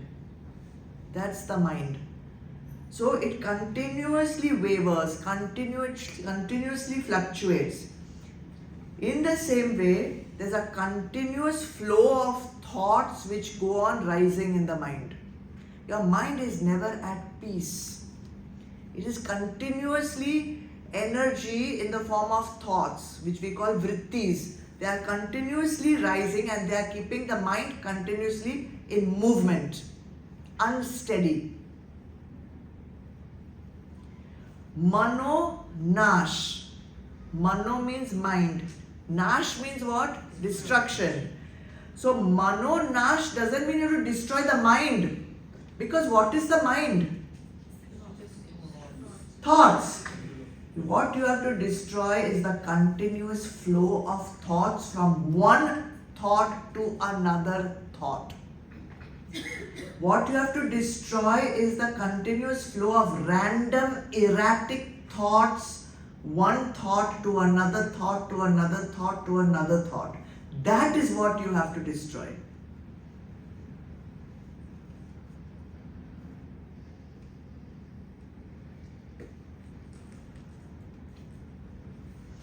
This constant movement of thoughts from A, then to B, then to C, then to D, that has to be destroyed. The movement. If you are in one thought, A, then you are in meditation. Understood? Not A, B, C, D, E, F, G. A. That is the mind is still there. But in one thought, manonash, all this fluctuating. That is the meaning of Manonash. What Purushat you do? Silence. Pranayam. Sit in silence. Chitta Shuddhi. Who said sit in silence? You have sat ever in silence? Your thoughts have gone? No. Think about what is it. Shat Sampatti, you have to apply. Shama, Dhamma, Uparama, Titiksha, Shraddha, Samadhana. You have to develop your Shat Sampatti. Shama, restraint of the Indriyas. Dhamma, restraint of the mind. Uparama, spontaneous non-response to Vishayas. Shraddha, faith. Titiksha, forbearance. Samadhan, steadiness. You have to apply that, your Shat Sampatti. Then Manonash, this movement of the mind from here to there will get into control. See, that's why I told you all I really like these shlokas because so much practical stuff is coming. Yes or no? Who needs to get rid of likes and dislikes? All of us, right? So this is very important. Today's class is very important. Third one, Vasna Kshaya. Kshaya means what? Annihilation, destruction, elimination. Vasna means what? Desire. So now I want to tell you the real meaning of Vasna. Because for most of us, Vasna means only desire for something. A desire for alcohol, desire for food, desire for this, desire for sex, desire for cars, desire for jewelry, desire for this. There's a limited understanding of Vasna. It is there also. But what is triggering that desire? What is triggering that desire? What do you think? When you are feeling incomplete. Why? So what about the past? Impressions. There are sanskars, impressions in our antakaran from our past life which are the cause of the desire. Yes or no? So Vasna is actually the impressions. That is why it is so difficult to get rid of it. Vasna is all the impressions that are triggering our desires and triggering our vrittis. Imprints, like indelible ink.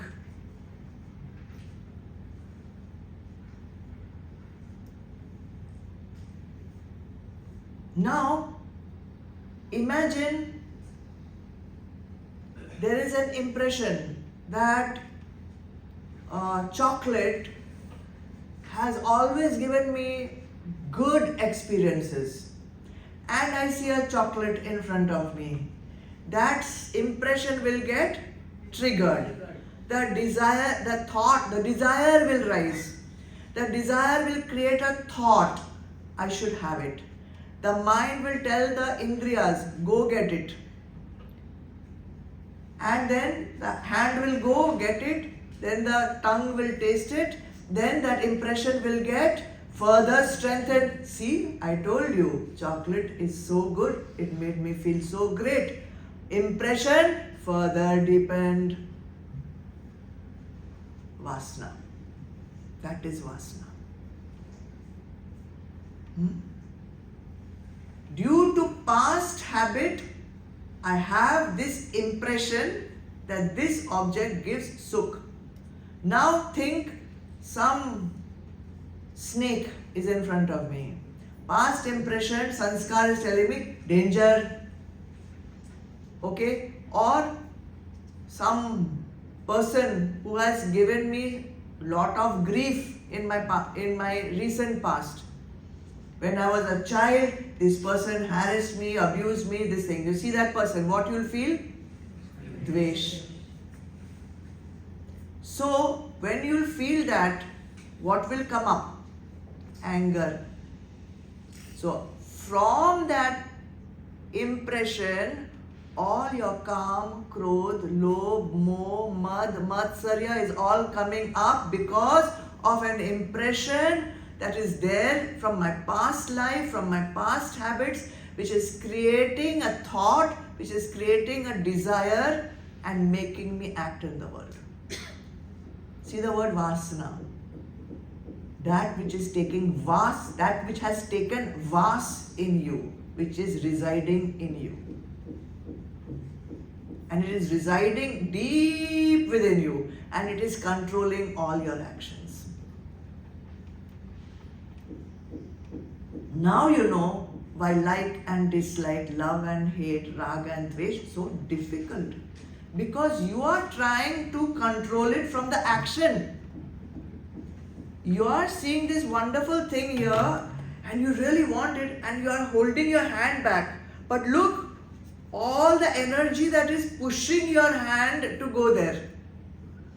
One vasana, one vritti, one energy, one mind has come in, emotion has come in. The hand wants to go because of all this energy and it's, no, diet is there, you can't have this chocolate. Who will win? Your vasana is winning, not the chocolate.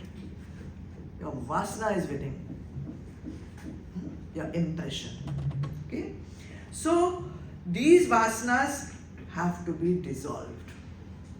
You cannot give up a habit from the habit action part.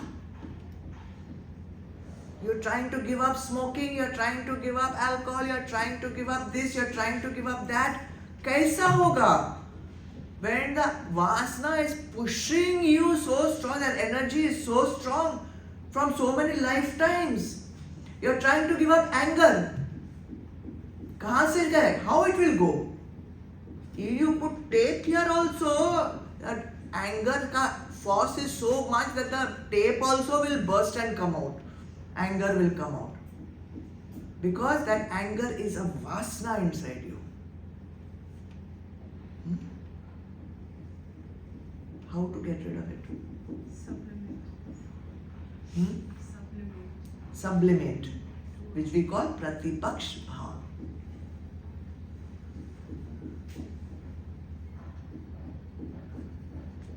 What is pratipaksh bhav? If you are feeling angry, then think what is the opposite of anger? Calmness.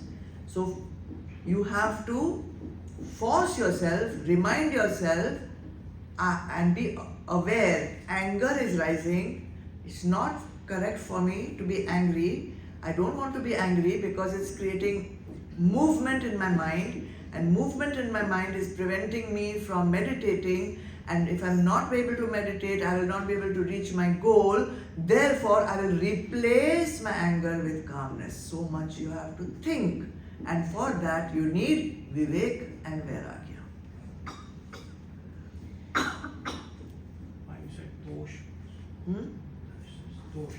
Santosh. But from where you'll get that santosh? From where it will come? After. It will come after. That santosh will come when the vrittis are not rising anymore. For that you have to do some work.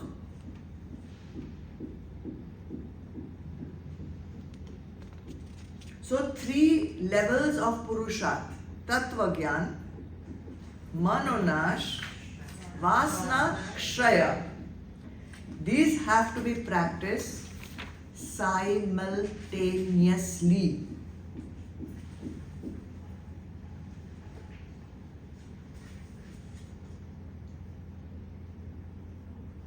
You cannot just say now, I will keep coming to satsang, keep doing Shravan, Manan, and I will keep getting Tattva Gyan. Then one fine day my man will get nash and then my vasana. No, all you have to see, without satsang, nothing is going to happen. You are not going to know. Then you need manan also. Then when you do manan, you are going to apply it, right? To apply it, Shat Sampati is going to be needed. Without Shat Sampati, how you will do? How you will apply?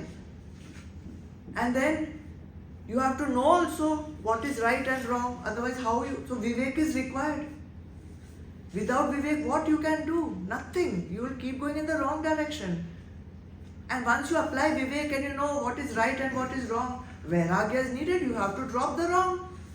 So where I will wait to finish Tattva Gyan and then I will apply Vasnakshaya, everything simultaneously. So when we say sadhana for the week and then the next week we come or fortnight we come and say now sadhana for the fortnight, then what happens that first week sadhana is gone? No, not like that. Simultaneously, everything has to go on. It's not like one is over now next one. Like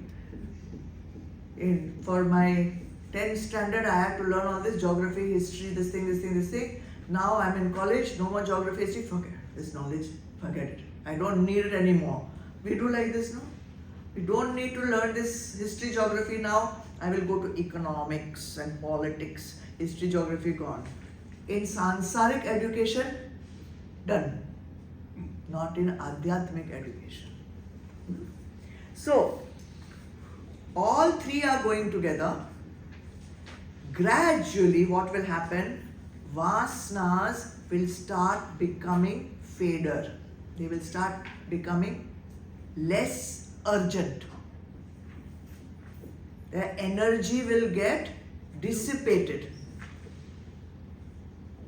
And if you apply Vivek and Vairagya with Pratipaksh Bhav, with good vigor, you will destroy the Vasana. Tell me, has anyone overcome any of their Vasanas, maybe for non-veg food or alcohol or anything? I mean, you have. It's possible or not? Yes, it's possible. You have to have not that much willpower. What you need is samaj. That's all. Not willpower. Willpower has a big will and a big power of its own. You cannot overcome it unless you are some big tapasvi.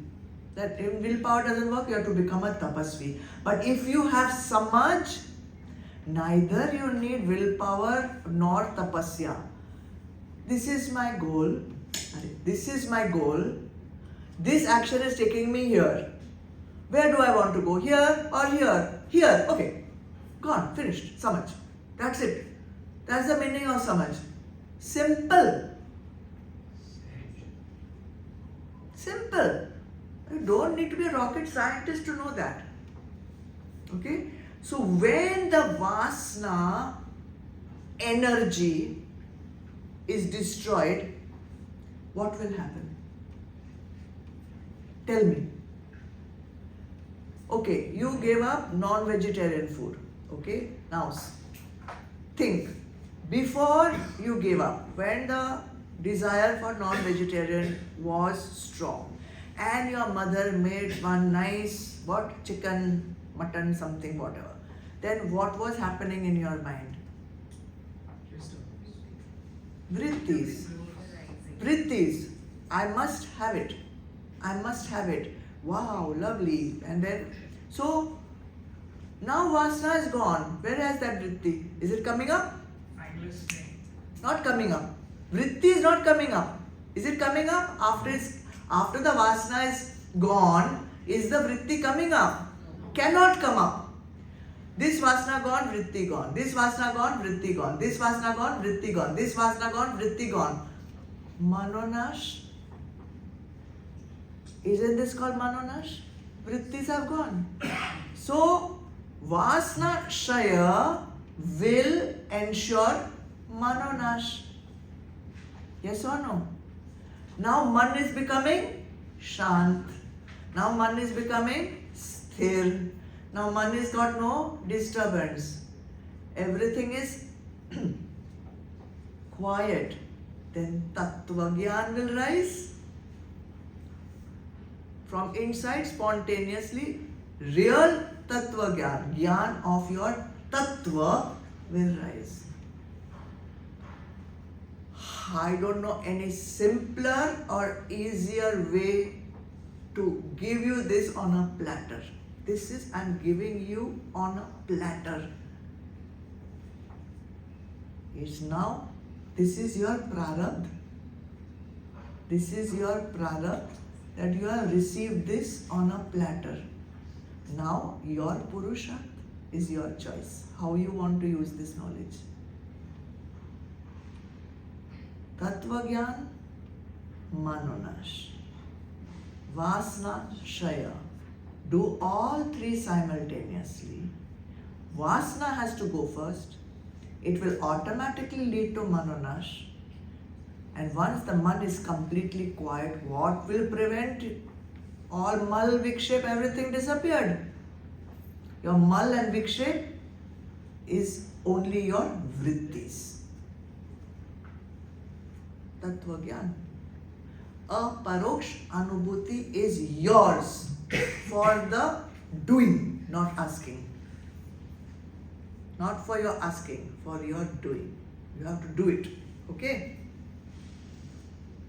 What else I can tell you? Rishi Vashisht told Sri Ram, indeed, Tattva Gyan, Manonash and Vasana Kshaya, being mutually dependent. You understood that? Stand very difficult to be attained. Because some people only want to do Shravan. They don't want to go and use Vivek Vairagya. Some people only want to do this, some people only want to do that, but you have to do all three because they are mutually dependent. Therefore, O Ram, take recourse to these three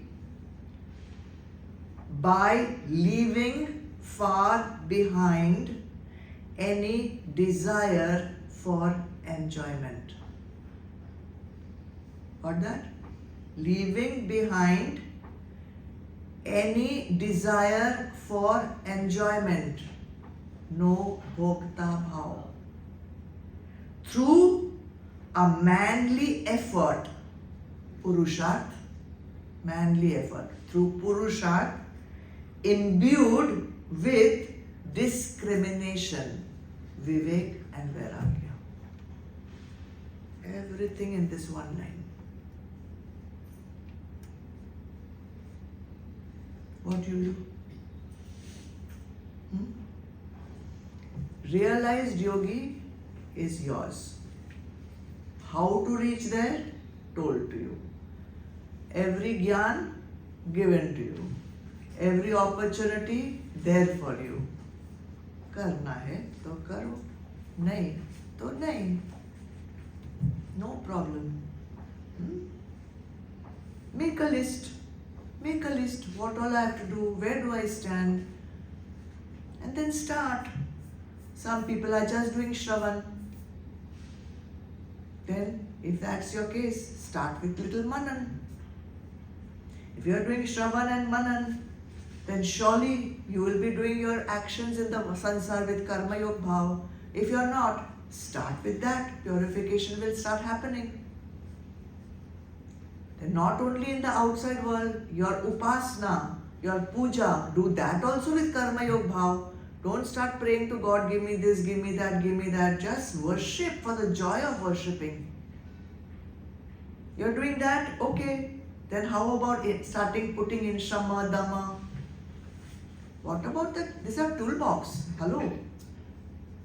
Carpenter cannot make any furniture without his toolbox. Sadhak cannot make any progress in his spiritual life without this toolbox.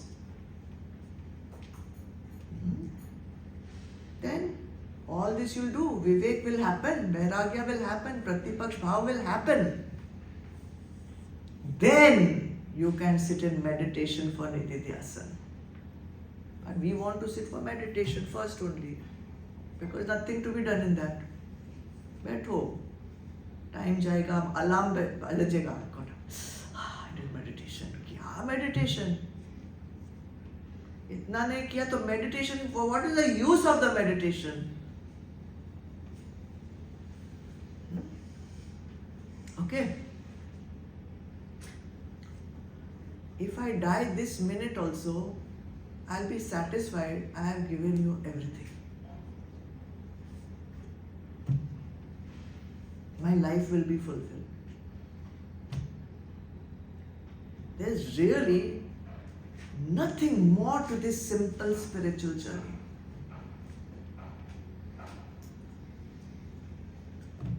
And look at the benefit.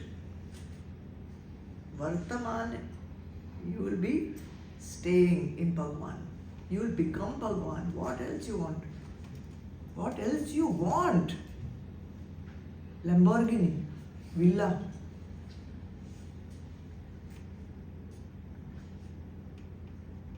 Questions? Any questions? Any doubts? Any clarifications? Sonia.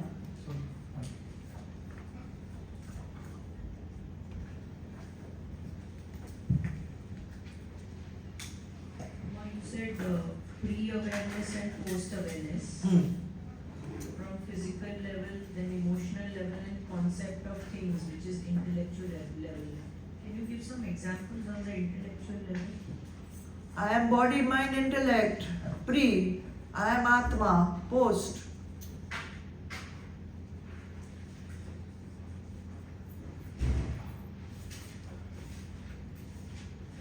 Anju.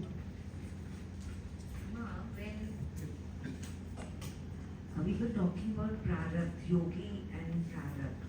So we said we can even go and sit in the mountains. So even then the prarabdha will still happen, right? But everyone has different prarabdha, no? Right. So if he has no other dharma left in sansar, he can go. But then also will some prarabdha, those past lives will follow. I mean, we cannot, how do we know what is prarabdha left for anybody's life?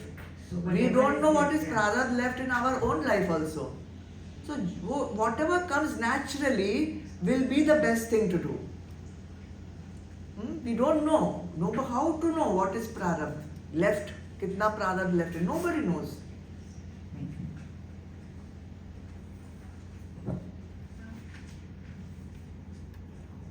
I may be wrong about this, but some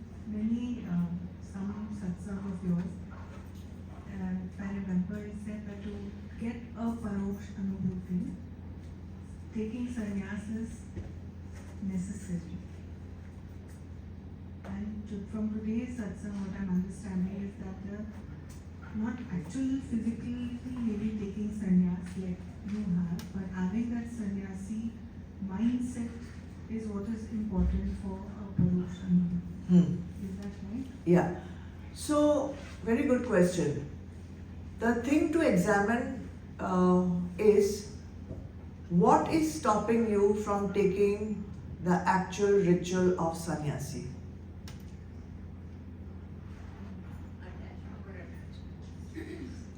We can say I am a sannyasi in my mind.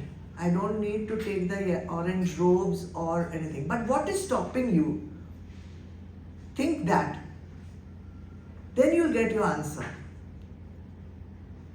And that honestly you have to answer yourself. What is stopping me? I like to dress well. I don't want to be in this orange dress. Then you are attached to the dress. What about the strict rules? If I will not be able to eat onion, garlic. Oh, then it's difficult. Ask yourself what is, okay, it's not necessary. Agreed. Not necessary. But what is stopping me from doing it? Lack of courage. Yeah. So lack of courage means fear of what? Lack of courage means fear. So fear of what? Losing something. Means you are attached to that. That means you are mentally not in sannyas.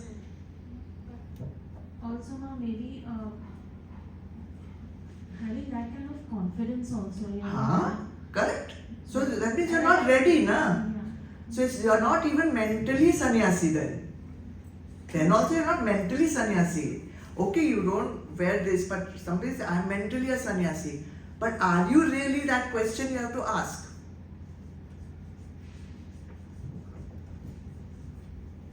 Because I'm saying it's not necessary. It's not necessary. But what is stopping you from doing it? Then the true answer will come. Am I saying something wrong?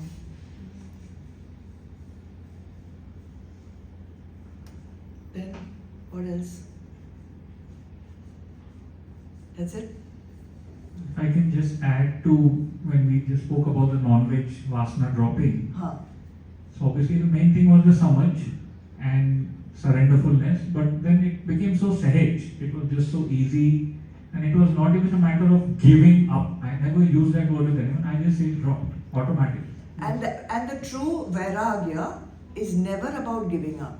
The true vairagya is when it drops spontaneously, automatically, naturally. That is vairagya. If you are making an effort to give up something, that is not vairagya. That is still you are working towards forcing yourself. You are still in shamadama. You are not yet done vairagya of that. Vairagya just falls. It just drops. Like the tree, from the tree, when the leaf falls, the tree is not doing vairagya of the leaf. I mean, tree is not giving up the leaf, it's dropping. Because its natural connection or the natural attachment of the leaf to the tree is no more there. The leaf is no more attached to the tree, therefore it drops. That's it, so simple. And it's so beautiful, because then that desire will never come up again. Because it's dropped, it's not there, the glue has gone. The glue. Isn't that glue called rasa? Yes, rasa is exactly that. The rasa is there in your vasana. So outside you have given up, but the rasa is still there, playing some mischief. So the memory of that pleasure is the rasa. And that is very dangerous little fellow. So when you are least, see that creates problem in shamadama. So in shamadama, you are restraining the senses, you are restraining the mind, and you are doing little tapasya also, but that little rasa is there. And slowly it's coming up and reminding you, but actually it's very delicious, you should have some. That means the vasana is still there. And when the rasa vanishes is when the vairagya. Correct. That rasa has to go. And vice versa. And vice versa. Rasa will automatically have gone, that is why vairagya is there. Correct. It's a chicken or egg story. Rasa has to go first, then vairagya. Okay? Anything else anyone wants to ask? Clarify? Yeah. So one way is to remove the rasa which is holding you back. What about attaching to a higher rasa, like moving from rajasic to sattvic rasa? Pratipaksh bhav, no? We said. That is Vivek, Vairagya, Pratipaksh bhav goes together. So you go to a higher sublimate, that is called sublimation. So you just go to a higher energy, and then slowly that lower thing will starve itself, or it will feel pale in comparison to the joy you are getting in the higher thing. Correct. Pratipaksh bhav, that is better. Yes? Can we stop it by force or by that? Can we stop the rasa feeling by force? You don't. Or you have to understand that. I think force cannot be applied to rasa. Like that, this thought should not come. Like that, we can say again and again. Very good. If you are very strong-minded, you can do it. By all means, you can do it. But you have to then be strong like that every second. Because at a moment of weakness, if that Vishay comes in front of you, in that moment of weakness, if you are not alert and aware, you will give in. So samaj is required.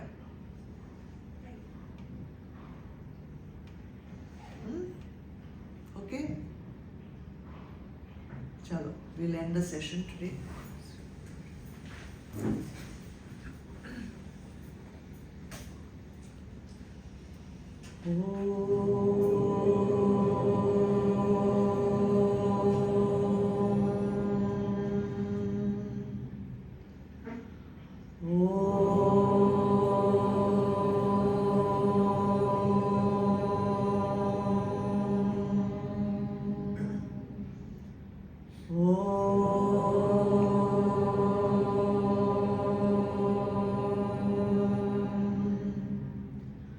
Asatoma Sadgamaya Tamasoma Jyotirgamaya Mrityurma Amritam Gamaya Om Shanti Shanti Shanti Om Purnamada Purnamidam Purnat Purnamudachyate Purnasya Purnamadaya Purnameva Vashishyate Om Shanti Shanti Shanti Hari Om Shri Gurubhyo Namaha Hari Om.